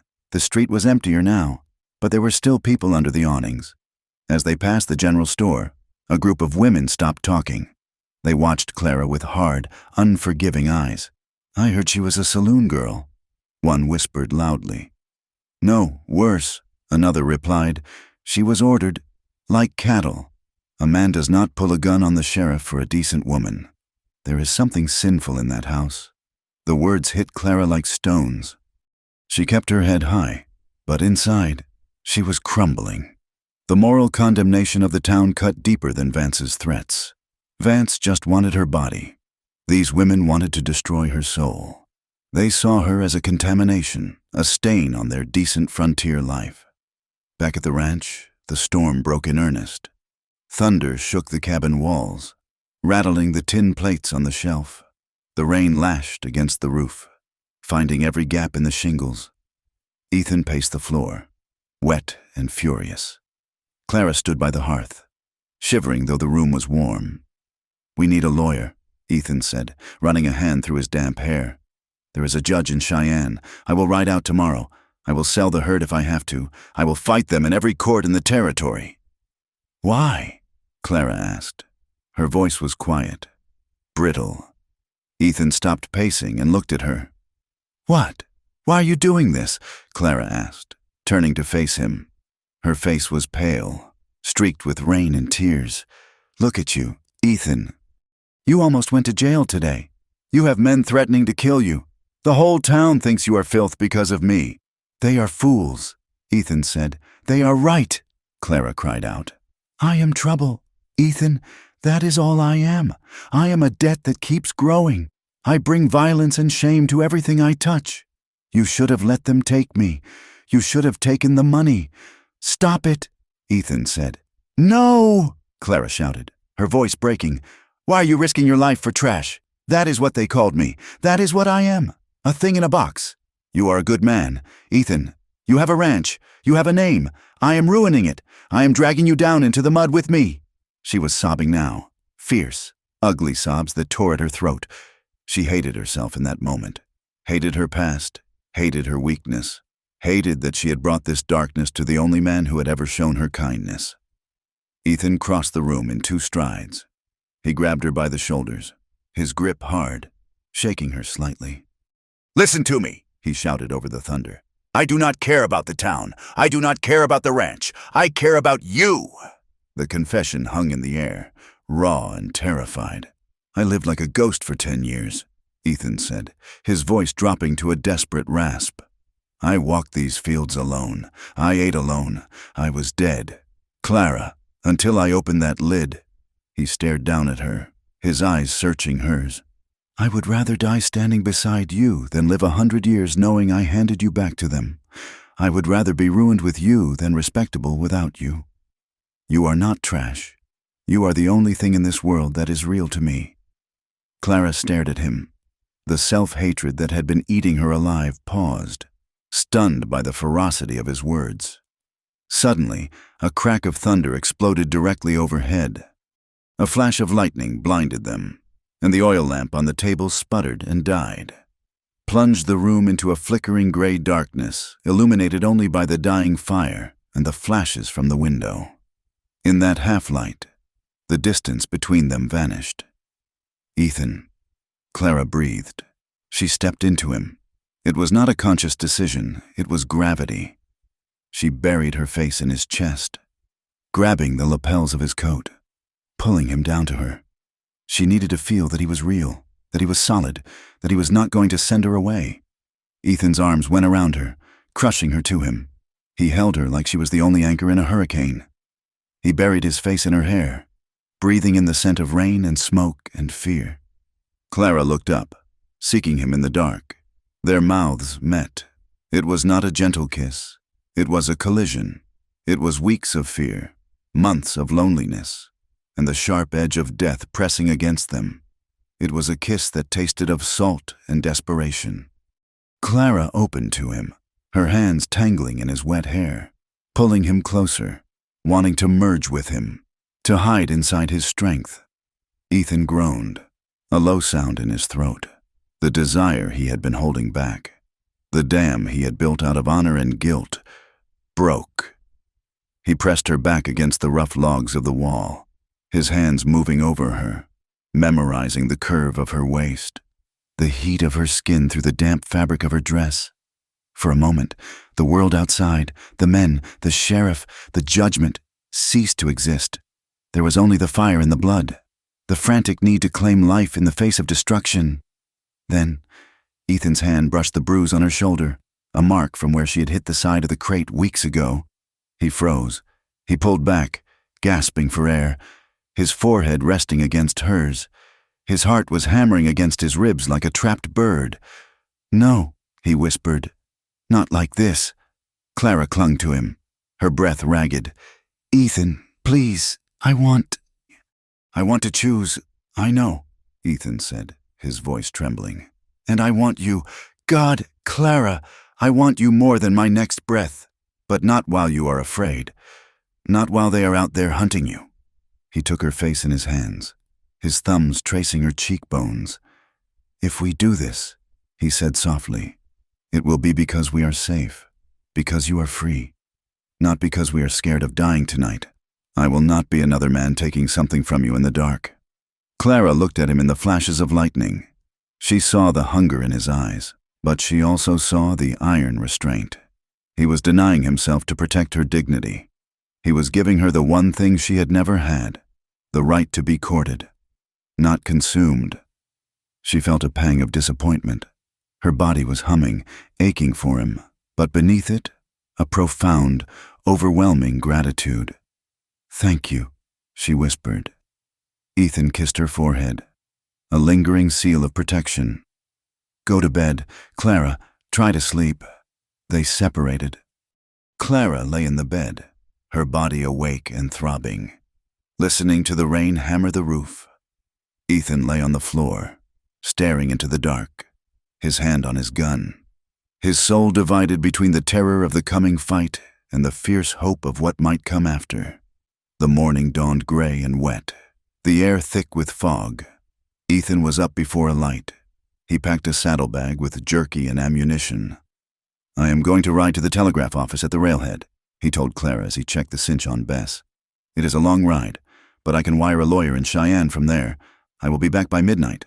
"Do not go," Clara said, gripping the porch railing. "I have to," Ethan said. "We need the law on our side. The real law. Not Brady. Keep the door barred. Keep the rifle loaded. If anyone comes, you shoot. You do not ask questions." He swung into the saddle, looked at her one last time with a gaze that said everything he could not speak, and rode out into the mist. The day passed in an agonizing slow motion. Clara did her chores with the rifle propped against the wall. Every sound, the wind in the eaves, the creak of a settling log, made her jump. Night fell heavy and absolute. The clouds had returned, blotting out the moon. Clara barred the door and sat by the fire, the Winchester across her lap. She must have dozed off. She woke to the smell of smoke. It was not the comforting smell of the hearth. It was the acrid, choking stench of burning pitch and dry hay. Clara scrambled to her feet. She ran to the window. The world outside was glowing orange. "The barn! No!" she screamed. She unbarred the door and ran out onto the porch. The barn was fully engulfed. Flames licked up the sides of the structure, roaring into the night sky, defying the dampness of the recent rain. The heat hit her face from 50 yards away. From inside the inferno, she heard a high, terrifying scream. Roni! The gelding! Ethan had taken Bess, but Roni was stalled in the back. "Oh, God!" Clara cried. She grabbed 2 metal buckets from the porch and ran toward the well. Her hands fumbled with the rope, panic making her clumsy. She hauled up water, splashing it over her dress, and ran toward the fire. It was a hopeless, pathetic gesture. The fire was a monster. It consumed the dry timber of the barn with a voracious roar. Clara threw the water, the steam hissing instantly. But it did nothing. She ran back to the well, sobbing, her lungs burning with smoke. "Please!" she screamed at the empty night. "Stop!" She heard the hoarse scream one last time, a sound of pure terror that was suddenly cut short by the crash of the collapsing roof. Clara dropped the buckets. She fell to her knees in the mud, covering her ears, rocking back and forth. The heat seared her skin, singing her eyebrows and the hem of her dress. Ash rained down on her like gray snow. She saw something on the stable door, the only part of the structure not yet consumed. Hanging by one hinge, there was a knife stuck into the wood, and carved into the charred plank, crude and deep, were words illuminated by the firelight. Payment due. They had been here. They had watched her sleep. They had lit the fire and ridden away, leaving her with the ashes. Ethan rode into the yard 2 hours later. He saw the glow from miles away. He had ridden Bess into a lather, his heart in his throat. He pulled up near the smoking ruins. The barn was gone. It was just a skeleton of black timbers and glowing coals. The smell of roasted flesh hung in the air, sickening and heavy. He found Clara in the yard. She was collapsed in the mud, her face streaked with soot and tears, staring blankly at the ruin. "Clara!" He leaped from the horse and ran to her. He fell to his knees, pulling her into his arms. She was shaking violently. "I could not stop it," she choked out, her voice a raw whisper. I tried. Ethan, Roni, he was inside." Ethan looked at the devastation. Years of work, the winter feed, the tack, his horse, all gone in a night. He looked at the knife still sticking out of the burning remnant of the door. He held Clara tight, feeling her fragile weight against him. He did not feel despair. He felt the cold, hard settlement of a man who has run out of options. The law was too slow. The sheriff was bought. The town was against them. And now, the enemy had brought fire to his home. There was no more dodging. There was no more hoping they would go away. Ethan stood up, pulling Clara with him. He wiped the soot from her cheek with his thumb. "Go inside," he said. His voice was terrifyingly calm. "What are we going to do?" Clara asked, trembling. Ethan looked at the ashes of his life, and then at the woman who had fought the fire for him. "We are done talking," he said. He looked out into the dark, toward where the tracks of 3 horses led away from the ranch. "Get the guns. Clara, clean them. Tomorrow. We are not going to town. We are going to war." The morning sun rose over a blackened scar on the earth.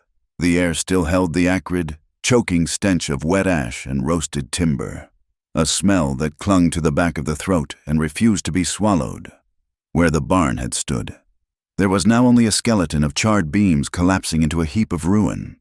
The iron hinges of the doors twisted by the heat like softened tallow. Ethan Calloway stood in the yard, looking at the destruction. He wore his good dark coat, though it was brushed with soot at the hem. His face was shaved, his jaw set in a line as hard and unforgiving as the granite ridges to the west. He was not looking at the ashes with despair. He was looking at them with the cold, deadly clarity of a man who has decided that the time for retreating is over. Clara emerged from the cabin. She wore the gray dress she had mended a dozen times, but she had washed the soot from her face and pulled her hair back severely. She looked pale, her eyes dark-rimmed from a sleepless night of listening to the wind and fearing it was footsteps. But she did not look like a victim. She walked to the wagon where Ethan was hitching Bess, the only horse left to them. "Get in," Ethan said. His voice was low, stripped of any inflection. Clara climbed onto the seat. She did not ask where they were going. She saw the Winchester rifle resting at Ethan's feet and the heavy Colt revolver on his hip. She knew they were going to finish it. They rode out of the yard, leaving the smell of the fire behind them, but carrying the anger of it in their blood. They did not take the back trails or the dry creek beds to hide their movement. Ethan drove the wagon straight down the main road, the wheels grinding loudly against the stone and hard-packed dirt. "Ethan," Clara said after a mile of silence, "if we go to the sheriff, he will only turn us away again, or worse." "We are not going to the sheriff," Ethan said, his eyes fixed on the horizon. "Judge Holloway's in town. He rides the circuit once a month. He arrived yesterday. I saw his carriage at the hotel when I was seeking the lawyer. But the sheriff answers to the judge." Ethan said, "And the judge answers to the law. We are done whispering. Clara, we are going to scream this in the middle of the street." When they rolled into Bitter Creek, the town seemed to hold its breath. The news of the fire had traveled fast, carried by the morning wind and the milk wagons. People stopped on the boardwalks to watch them pass. They saw the soot stains on the wagon. They saw the grim set of Ethan's shoulders and the woman sitting straight-backed beside him. They did not look like a rancher and his mail-order bride. They looked like people marching to a gallows or a war. Ethan pulled the wagon up in front of the small brick courthouse that sat adjacent to the jail. He tied Bess to the rail and helped Clara down. He did not let go of her arm. He tucked it through his, a gesture that was less about support and more about presenting a united front to the gathering eyes. Inside, the courtroom was stifling. It smelled of stale tobacco smoke, unwashed bodies, and the dry dust of old paper. It was already half full. The town had scented drama, and they had come to watch the show. At the front of the room, behind a high oak bench, sat Judge Jeremiah Holloway. He was a man carved from old leather, with white mutton chops and eyes that had seen every variation of human sin the territory had to offer. He looked tired. Sheriff Brady stood near the bench, looking nervous, and there, sitting in the front row with their boots crossed and an air of casual ownership, were Vance and his men. Vance turned as Ethan and Clara entered. He smiled, a slow, predatory stretching of his lips. He nudged the man next to him, whispering something that made the other man snicker. Ethan ignored them. He walked straight to the aisle, his spurs chiming on the floorboards. "Judge Holloway," Ethan said, his voice booming in the small space. The judge looked up over his spectacles. "Ethan Calloway, I heard you had some trouble at your place last night. A fire, arson, Judge," Ethan said, "and attempted murder." Vance stood up lazily. "Now, Judge, that is a heavy accusation without proof. We were miles away, playing cards at the hotel. Half the town saw us. Sit down, Mr. Vance," the judge snapped. "I will hear you when I address you." Ethan stepped forward, bringing Clara with him. "I am not here to argue about the fire. Judge, I am here to settle the cause of it. These men claim to own my wife. They claim a debt contract gives them the right to drag her back to a brothel in Laramie. They have threatened us. They have burned my barn, and they have killed my stock. I want it ended." The courtroom buzzed with whispers. The word brothel hung in the air, heavy and scandalous. The women in the back rows leaned forward, eyes wide. Judge Holloway looked at Clara. He studied her for a long moment, looking past the worn dress to the trembling hands she had clasped in front of her. "Is this the woman in question?" the judge asked. "She is my wife," Ethan said. Vance laughed. "She is a runaway. Judge, we have the papers right here, signed by her legal guardian. Transfer of services. She is property of the Gilded Lily until her debt is paid. Calloway there stole her from the freight office before we could collect." The judge extended a hand. "Let me see." Vance walked forward and slapped the papers onto the bench with a confident smirk. "It is all there, legal and binding." The judge put on his spectacles and read. The room was silent, save for the buzzing of a fly against the window pane. Ethan felt Clara shaking against his side. He squeezed her arm, a silent promise. The judge finished reading. He looked up at Vance, then at Ethan, and finally at Clara. "Step forward. Madam," the judge said. Clara froze. Her throat felt like it was packed with sand. She looked at Ethan. He nodded once, a sharp, downward motion. She took 2 steps forward. "State your name," the judge said. "Clara Calloway." She whispered, "Louder." The judge said, "Clara Calloway." She said, her voice cracking but audible. And before that, "Clara Vance." Vance chuckled from his seat. "See, kept the family name." "Silence," the judge roared, slamming his gavel. He turned back to Clara. "Tell me about this contract. Did you sign it?"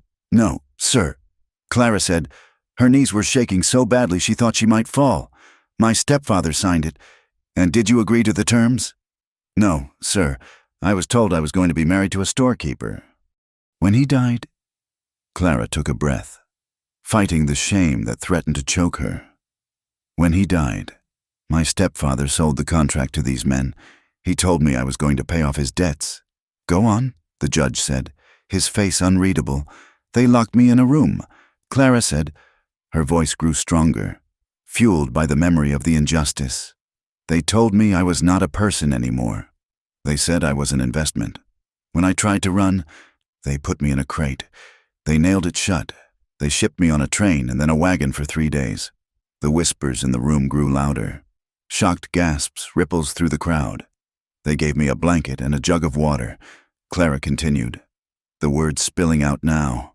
"They addressed me to whoever would take delivery, like I was a sack of grain. When Mr. Calloway opened the box, I was half dead." She looked at Vance, her eyes burning. "They told me that if I did not work for them, they would kill me. They told me I belonged to them in the dark or in the ground." Vance stood up, his face red. "She is a liar. She is a whore who knows how to spin a sob story.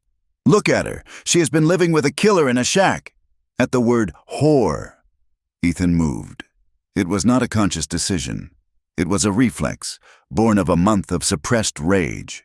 He surged forward, his hands curling into fists, his eyes locked on Vance's throat, the violence that lived inside him, the violence he had kept chained since Deadwood, broke free. "Ethan?" Clara's voice cut through the red haze. She reached out and grabbed his hand. It was a small gesture, her fingers wrapped around his scarred knuckles. Squeezing with all her strength, she did not pull him back. She could not have overpowered him. She simply held on. Ethan stopped. He was trembling, his breath coming in ragged gasps. He looked down at her hand on his. He felt the warmth of her skin. He remembered the promise he had made.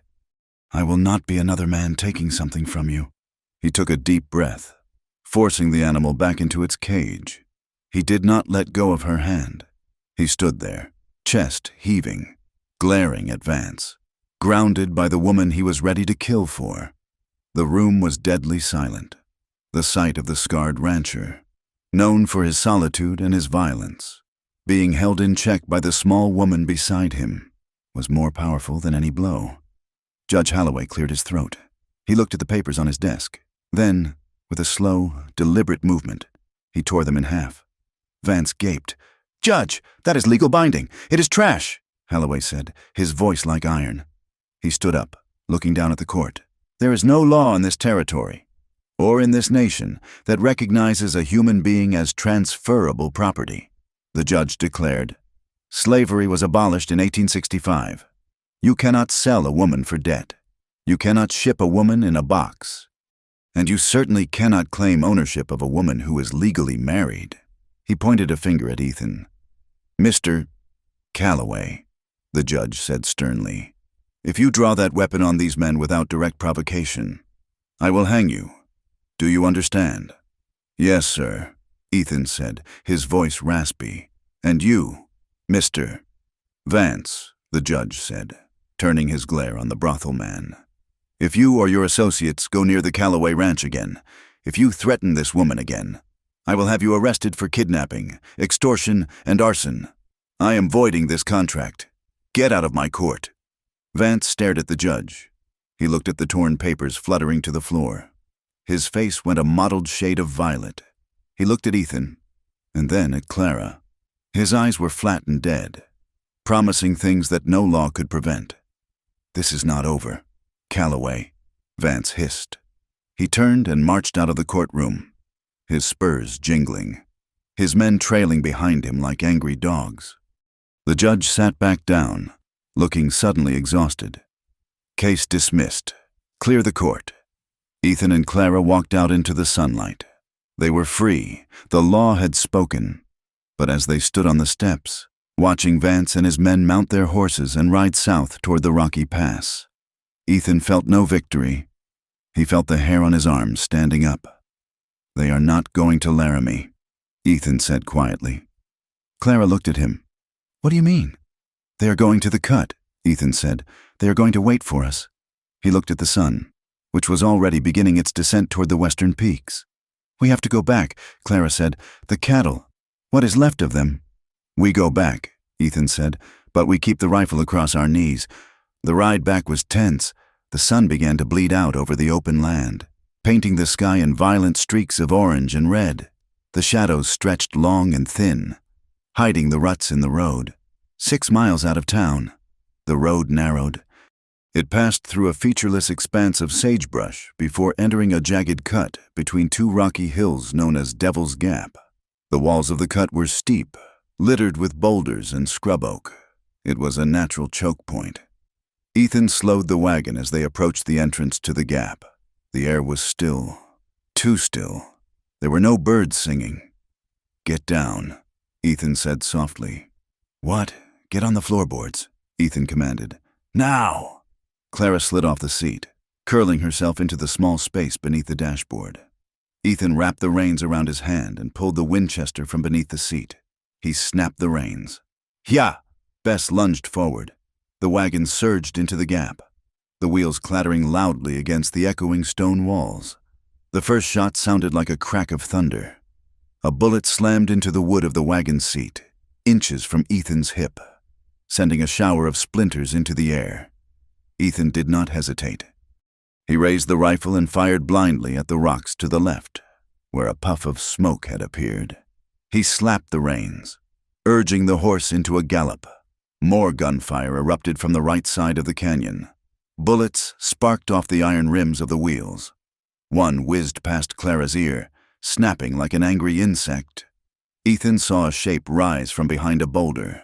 A man in a duster. It was one of Vance's men. Ethan levered the rifle and fired. The man spun backward, clutching his shoulder, and disappeared behind the rock. "Got one!" Ethan shouted.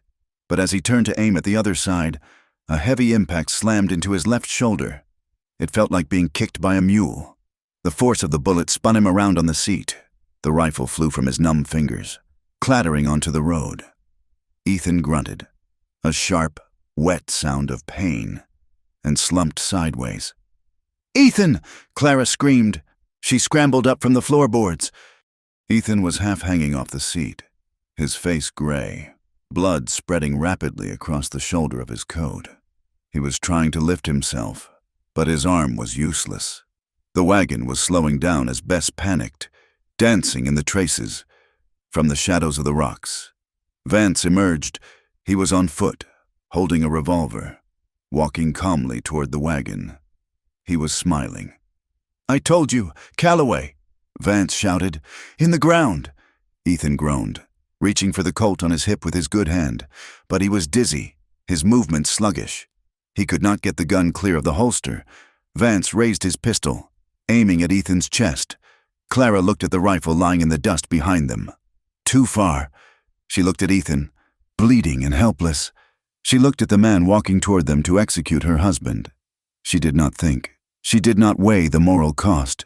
She simply acted. She lunged across Ethan's body. Her small hands grabbed the handle of his heavy Colt Peacemaker. She struggled with the weight of it, pulling it from the leather holster. Vance saw her and laughed. "Put it down. Girl, you will only hurt yourself." Clara remembered the lessons in the pasture. Hold it with 2 hands. Do not jerk the trigger. Squeeze. She lifted the gun. It shook violently in her grip. Vance was 20 yards away, closing the distance. She stepped down from the wagon, placing herself between Ethan and the gunman. Her dress dragged in the dust. She planted her feet. "No closer," she screamed. Vance stopped, amused. "Or what? You will shoot me. Go ahead. Darling." He took another step, raising his gun to fire at her. Clara squeezed. The recoil nearly broke her wrists. The gun roared, a flash of fire in the twilight. The bullet went wide, kicking up dirt 5 feet to Vance's left. Vance laughed. "Try again." Clara cocked the hammer. Her terror was gone, replaced by a cold, white-hot fury. She aimed lower. She did not aim for the heart. She aimed for the mass of him. She fired again. This time, Vance's leg buckled. He screamed, dropping his gun, clutching his thigh where a bloom of red appeared on his duster. He fell to the ground, thrashing. The third man, seeing his boss go down and the rancher's wife standing there like an avenging angel with a smoking gun, decided the money was not worth it. He scrambled up the rocks, mounted a hidden horse, and rode hard into the night. Silence crashed back into the canyon. Clara stood there, the heavy gun drooping in her hand. Her ears rang. She stared at Vance, who was groaning in the dirt, cursing her. She turned to the wagon. Ethan was watching her. He was pale, sweating profusely, his eyes wide with shock. "Clara?" he rasped. Clara dropped the gun. It hit the dirt with a thud. She ran to him, climbing back onto the seat. She tore the hem of her petticoat, her hands shaking so hard she could barely rip the fabric. She pressed the cloth against his shoulder. "Hold this," she ordered, her voice trembling. Ethan pressed his hand over hers. He looked at her face, smudged with gun smoke and fear. "You shot him," he whispered. "He was going to kill you," Clara said, tears finally spilling over. She grabbed the reins. She snapped them hard. "Get up. Bess!" The wagon lurched forward, leaving the wounded man in the road and the dead one in the rocks. They drove into the deepening night, toward the ranch that was no longer just a shelter, but a fortress they had held together. By the time they reached the ranch, Ethan was drifting in and out of consciousness. The blood loss was significant. Clara helped him down, half carrying, half dragging him into the cabin. She got him onto the bed. She cut away his coat and shirt. The bullet had passed through the fleshy part of the shoulder, missing the bone and the lung, but the wound was ugly and bleeding freely. Clara worked with a focus she did not know she possessed. She boiled water. She cleaned the wound with whiskey, ignoring Ethan's hiss of pain. She stitched the skin with a needle and thread sterilized in the fire, her hands steady now that the violence was over and the saving had begun. An hour later, there was the sound of horses in the yard. Clara grabbed the rifle and stood by the door. "It's Sheriff Brady," a voice called out. "And Doc Miller." Clara opened the door. The sheriff stood there, looking sheepish, along with the town doctor and 2 neighboring ranchers. "We found Vance on the road," Brady said, looking at the floor. "He told us what happened. Said you ambushed him." "He is a liar," Clara said coldly. "They were waiting for us in the cut. My husband is shot." The doctor rushed past her to tend to Ethan. Brady stood in the doorway, twisting his hat. "I saw the tracks. Mrs. Calloway. It looks like you are telling the truth. I arrested Vance. He needs a doctor for that leg, but he is in a cell." Clara looked at him. "And the contract?" Brady cleared his throat. "Judge Holloway made it clear. You are a free woman, and after tonight, well, I do not think anyone is going to argue with you." One of the neighboring ranchers, a man named Henderson, who had snubbed them in town, looked at Clara with a strange expression. It was not friendliness, exactly, but it was respect. "You shot him?" Henderson asked. "With a Colt .45? "I did what I had to do," Clara said. The story would spread by morning. The crate bride who had faced down 3 gunmen, the woman who had put a bullet in a brothel owner to save her husband. The whispers would change. She was no longer the ruined woman. She was a woman of the West, forged in the same iron as the land itself. When the men left, the cabin was quiet. The doctor had bandaged Ethan and given him laudanum for the pain, saying he would recover if the fever stayed down. Clara sat in the chair by the bed. The firelight cast long shadows on the walls. She watched Ethan sleep. She looked at his face, relaxed now in the grip of the medicine. The lines of pain smoothed out. She felt a strange sensation in her chest. It was not the fear that had lived there for months. It was a deep, aching fullness. She had killed a man, or tried to. She had stood in the road and pulled a trigger. It should have horrified her. It should have reminded her of the violence she had run from. But instead, she felt clean. She had not fought for a debt. She had not fought because she was told to. She had fought for him. Hours later, Ethan stirred. He groaned, shifting on the mattress. His eyes fluttered open. "Clara," he croaked. "I am here," she said, leaning forward to wipe his forehead with a cool cloth. He blinked, focusing on her face. "You stayed. Of course I stayed." Ethan tried to sit up, but she pushed him gently back down. Ethan looked at her hand resting on his chest. He took it in his good hand.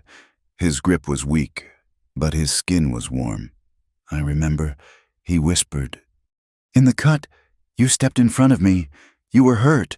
Clara said. "You could have run," Ethan said. "You could have let him kill me and ridden away. You would have been free." Clara shook her head, tears pricking her eyes. "I would not have been free. I would have been alone." Ethan looked at her for a long time. The silence between them changed. It was no longer the silence of strangers, or partners, or even friends. It was the silence of two people who had looked into the abyss together and pulled each other back. "I do not want this anymore," Ethan said suddenly. Clara's heart stopped. You do not want me." "No," Ethan said, his voice gaining strength. "I do not want the deal. I do not want the separate beds. I do not want the convenience." He squeezed her hand. "I want you, Clara. Not to cook my food, not to keep the town quiet. I want you because when that bullet hit me, the only thing I was scared of was that I would never see your face again." He took a breath, wincing. "I love you, Clara. I think I have loved you since the moment I pulled you out of that box. But I was too scared to say it. I was scared I was just another man trying to own you." Clara let out a sob, a sound of pure relief. She leaned down, resting her forehead against his chest, careful of the bandage. "You never owned me," she whispered. "You saved me." "No," Ethan said. "You saved me. Tonight, and every day before that." Clara lifted her head. She looked into his gray eyes, clear and honest in the firelight. "I do not want the deal either," she said. "I want to be your wife, real and true." She brushed a lock of hair from his forehead. "I realized something," she said softly. "When I held that gun, I was not fighting for a protector. Ethan, I was fighting for my home. You are my home." The words hung in the air, simple and absolute. Ethan smiled, a weak, tired, beautiful smile that transformed his scarred face. "Come here," he whispered. Clara kicked off her boots. She climbed onto the bed, careful not to jostle him. She lay down beside him, fitting her body against his uninjured side. She rested her head on his shoulder, her arm draped across his chest. He held her close. There was no thunder tonight, no gunfire, just the steady beat of his heart under her ear, and the sound of the wind outside, blowing over the ashes of the barn and the green grass waiting to grow beneath them. They fell asleep like that, tangled together in the dark, armed against the world, and finally, completely, at peace. The ashes of the barn did not leave easily. For weeks, the smell of charred wood hung over the ranch, trapped in the damp earth of the early spring thaw. It was a black scar on the greening plains, a reminder of the violence that had come to their door. But Ethan and Clara did not let it stand as a monument to their fear. They treated it as a foundation. Rebuilding was slow, grinding work. Ethan's shoulder was stiff, the muscle knitting back together with a stubborn, aching slowness that frustrated him.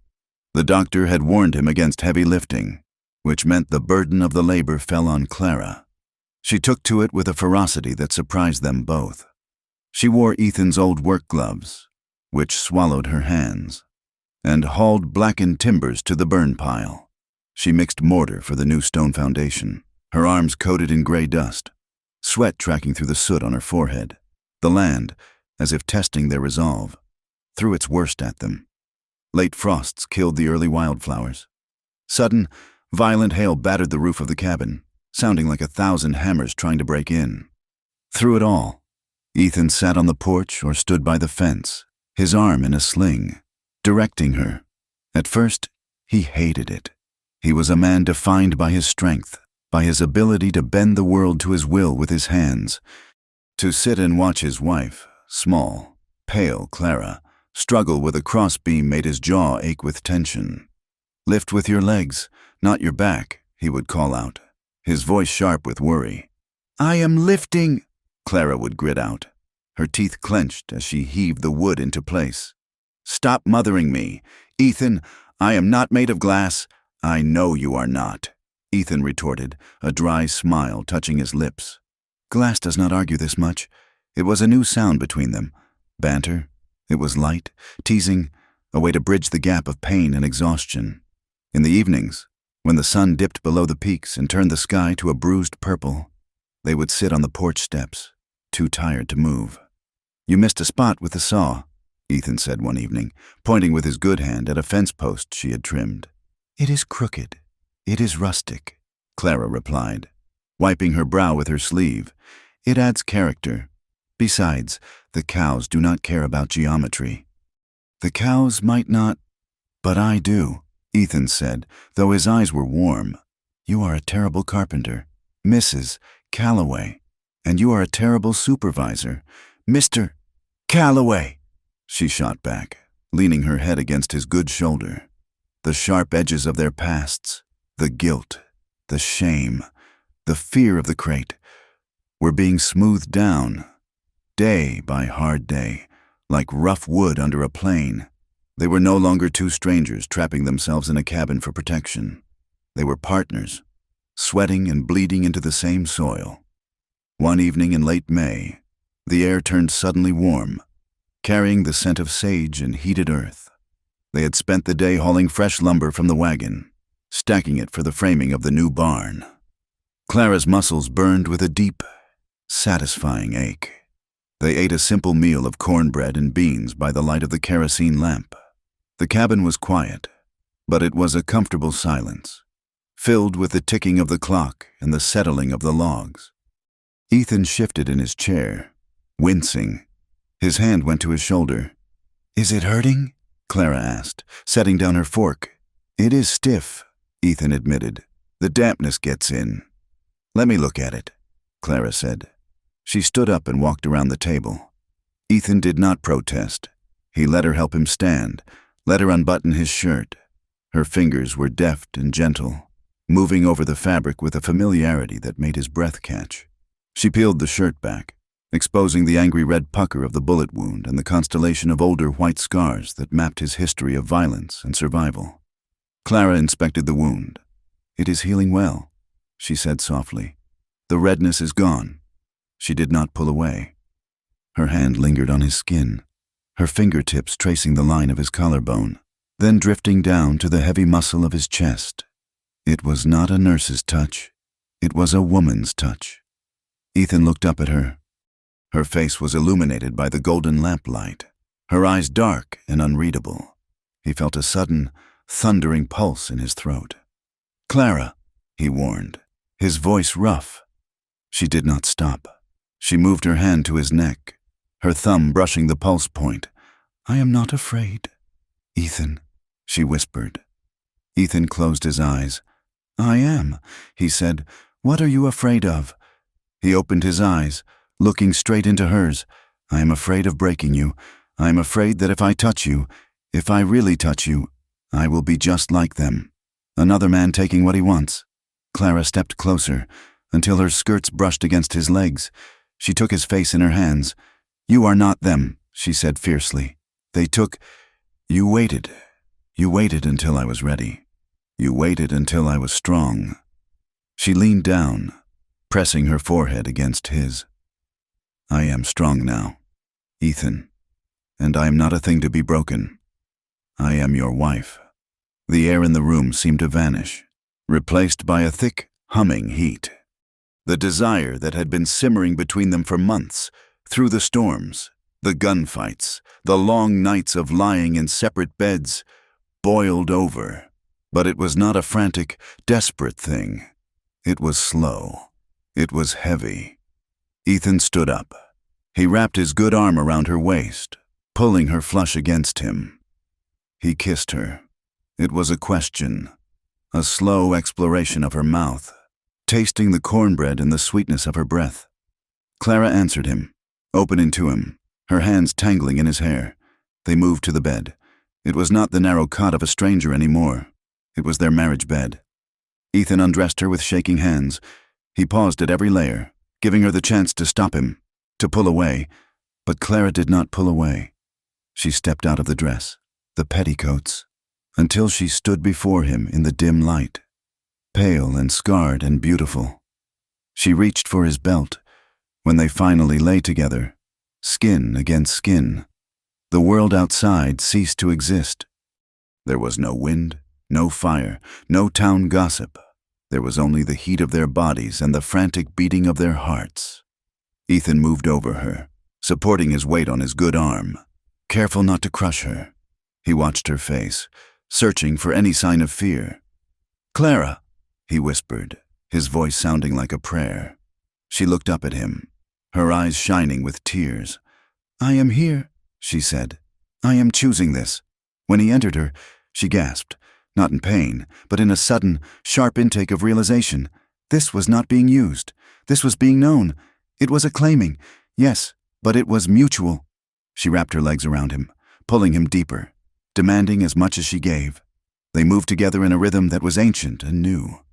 It was a conversation without words, a shedding of the armor they had both worn for so long. Ethan's roughness was tempered by an overwhelming tenderness. Clara's hesitation was burned away by a fierce, rising hunger. It was an act of defiance against the death that had stalked them. It was life, stubborn and hot, asserting itself in the face of the void. Afterward, the silence in the cabin was profound. The fire had died down to embers, casting a deep red glow on the ceiling beams. Outside, the wind whispered through the new grass, and a coyote howled in the distance, a lonely, wild sound that no longer felt like a threat, but like a song. They lay tangled together, limbs heavy and loose. Clara rested her head on Ethan's chest, listening to the steady, strong thud of his heart. It was a sound she realized she wanted to hear for the rest of her life. Ethan stroked her hair, his hand large and calloused against the silk of her strands. "You are awake," he murmured. "I am," she said. "I do not want to sleep. I do not want to miss this." Ethan kissed the top of her head. "I am not going anywhere." "Clara, not tonight, not ever." She closed her eyes, letting the tears she had held back finally fall. They were not tears of sorrow. They were tears of a woman who had finally put down a heavy load. In the weeks that followed, the world began to open up. It happened slowly, in small, uneven shifts that were almost imperceptible at first. Ethan and Clara rode into town for supplies. They sat together on the wagon seat, their shoulders touching. When they walked into the general store, the silence was still there, but the quality of it had changed. It was no longer sharp with judgment. It was heavy with curiosity and a grudging respect. Mrs. Higgins, the banker's wife, who had once sneered at Clara, nodded stiffly as they passed in the aisle. It was not a smile, but it was an acknowledgement. Clara nodded back, her head high. While Ethan was loading sacks of grain, a man approached him. It was Henderson, the rancher who had been part of the posse that night. "Calloway," Henderson said, tipping his hat. "Henderson," Ethan replied, pausing with a sack on his shoulder. "Heard you are raising the barn," Henderson said, looking at his boots. "Started last week," Ethan said. Henderson cleared his throat. "I have got some boys who are idle, and a stack of seasoned pine I am not using. We could ride over on Tuesday, give you a hand with the frame." Ethan looked at the man. He knew what this was. It was an apology. It was the West's way of saying, "You stood your ground, and we see you. I would appreciate that," Ethan said. "I will have coffee on." Henderson nodded. "And bring the missus, my wife. She sends her regards. Says she has a recipe for dried apple pie she thought your wife might like. Ethan smiled. A small, genuine thing. I will tell her. Bit by bit, the ice thawed. They were not embraced. Ethan would always be the man who killed in a saloon, and Clara would always be the woman from the box. But they were no longer outcasts. They had carved a space for themselves in the hard rock of the community. They were the Callaways. And in this territory, surviving was the only currency that truly mattered. Summer arrived with a blast of heat that turned the plains to gold. The work did not stop, but the urgency had faded. The barn was framed, the roof going on. The cattle were fat on the summer grass. Clara noticed the change in her body before she admitted it to herself. She was late. Her monthly bleeding, usually as regular as the moon, had not come. At first, she told herself it was the stress, the hard work, the lingering effects of the winter. But as the days turned into weeks, a different kind of awareness settled in her gut. Fear spiked first, sharp and cold. A child. She remembered her own mother, worn down by children and poverty.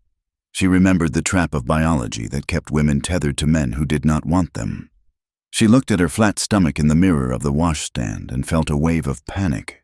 Was this another chain? But then she looked out the window. Ethan was in the yard, repairing a section of the corral fence. He had his sleeves rolled up, revealing his forearms corded with muscle. He was sweating, his hat pushed back on his head. He was working not for himself, but for them. For the future. He stopped, wiping his face with a bandana, and looked toward the house. He saw her in the window. He did not look away. He raised his hand in a wave, his face softening into that look of quiet, absolute adoration that still stole her breath. The fear in Clara's chest uncoiled, replaced by a swelling warmth that felt like sunrise. This was not a trap. This was a seed planted in good soil. She waited until evening. They were sitting on the porch, watching the fireflies dance in the tall grass. The air was thick with the sound of crickets. "Ethan," she said softly. He was whittling a piece of cedar, but he stopped immediately. "What is it? You sound serious. I need to tell you something," Clara said. Her hands were trembling in her lap. Ethan put the knife down.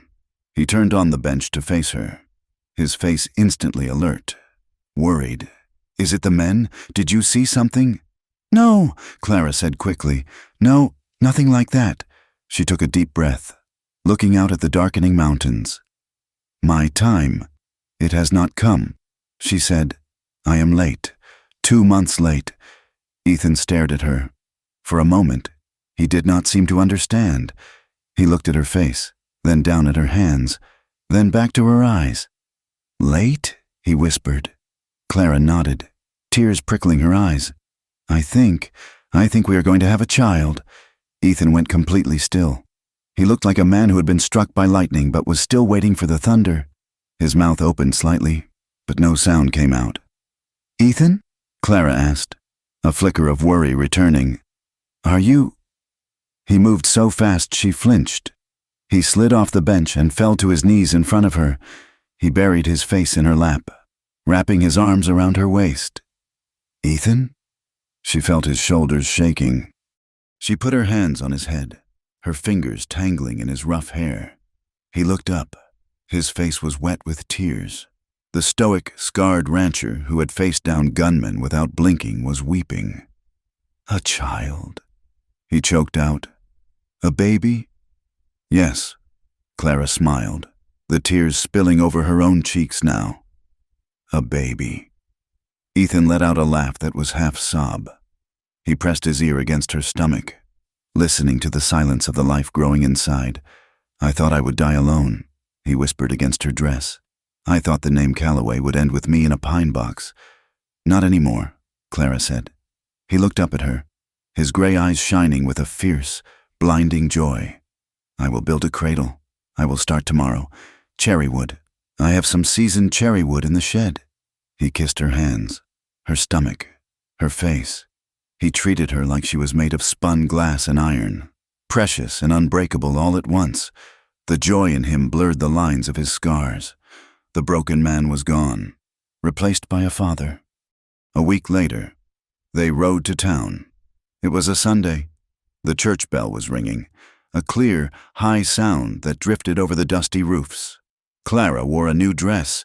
It was blue, the color of the summer sky, made from fabric Ethan had ordered from Cheyenne. It was simple, but it fit her perfectly, showing the curve of her waist and the pride in her posture. Ethan wore a clean white shirt, pressed and starched, his boots polished until they gleamed. They walked into the church not as outcasts, but as congregants. The heads turned, but this time, Ethan did not glare. He nodded. Clara smiled. They stood before Reverend Reed. The same pastor who had married them in a rushed, hushed ceremony months ago now stood with his Bible open, looking at them with a mixture of surprise and pleasure. "We want to do it right," Ethan had told him. "No contracts, no protection, just a promise." The church was full. Silas, the freight clerk, was there, looking uncomfortable in the back row. Sheriff Brady was there, looking respectful. Henderson and his wife were in the second pew. When Ethan took Clara's hands, his grip was steady. There was no trembling. "Do you, Ethan Calloway, take this woman?" the Reverend began. "I do," Ethan said. His voice rang out, filling the rafters. "I choose her, today and every day. And do you?" "Clara, I do," Clara said, her voice clear and strong. "I choose him." When they kissed, it was not the chaste peck of their first ceremony. It was a seal, a declaration. It was a promise that whatever the West threw at them, drought, snow, fire, or men with guns, they would face it as one flesh. They walked out of the church into the blinding sunshine, shielding their eyes, laughing as the townspeople, the same ones who had whispered about the crate, threw rice and offered congratulations. The story closes on the porch of the ranch. It was late autumn. The air had turned crisp again, the wind combing through the yellow grass with a restless energy. The mountains in the distance were capped with new snow, standing like old sentries guarding the valley. The new barn stood tall and proud, the wood smelling of pine and oil. The cattle were lowing in the lower pasture. Ethan sat on the rocking chair, his long legs stretched out. Clara sat on the step between his knees, leaning back against him. His arm was draped over her shoulder, his large hand resting protectively over the swell of her belly, which was now undeniable. They watched the sunset. It painted the sky in violent, beautiful streaks of crimson and gold, colors that reminded Ethan of fire and blood, but also of glory. "We should plant those trees next spring," Ethan said quietly. "Cottonwoods, along the north side, to break the wind." Clara nodded, covering his hand with hers. "And an apple tree, near the window, for the blooms." An apple tree, Ethan agreed. The stars began to come out, one by one, piercing the velvet dusk. Ethan looked down at the top of Clara's head. He smelled the soap she used, the scent of flower and wind that clung to her. He thought back to that day in the freight office, the dust motes dancing in the air, the clerk's sneering voice. "If it is really yours, open it up, now." He remembered the pry bar in his hand, the screech of the nails, the terror of seeing a body in the straw. He had opened a box of cruelty. He had stared into the face of human desperation. And out of that darkness, out of the very worst that men could do to one another, had come this. He looked at the woman leaning against him. He looked at the home they had built from ash. He felt the kick of his child against his palm. He realized that he had been the one in the box. He had been nailed shut by grief and guilt, shipped through a life he did not want to live. Clara had been the one to pry him open. She had been the crowbar and the light. Ethan leaned down and kissed her hair. "What are you thinking about?" Clara asked, sensing his shift in mood. "I was thinking about the crate," Ethan said softly. Clara stiffened slightly, then relaxed. "It is gone. Ethan, it is ashes. I know," he said, "but I am glad I opened it." Clara turned her head, looking up at him with a smile that outshone the first stars. "So am I," she whispered. The wind blew across the high plains, wild and free. It rattled the dry leaves of the sagebrush and whispered through the cracks of the new barn. But inside the small circle of the porch, there was only warmth.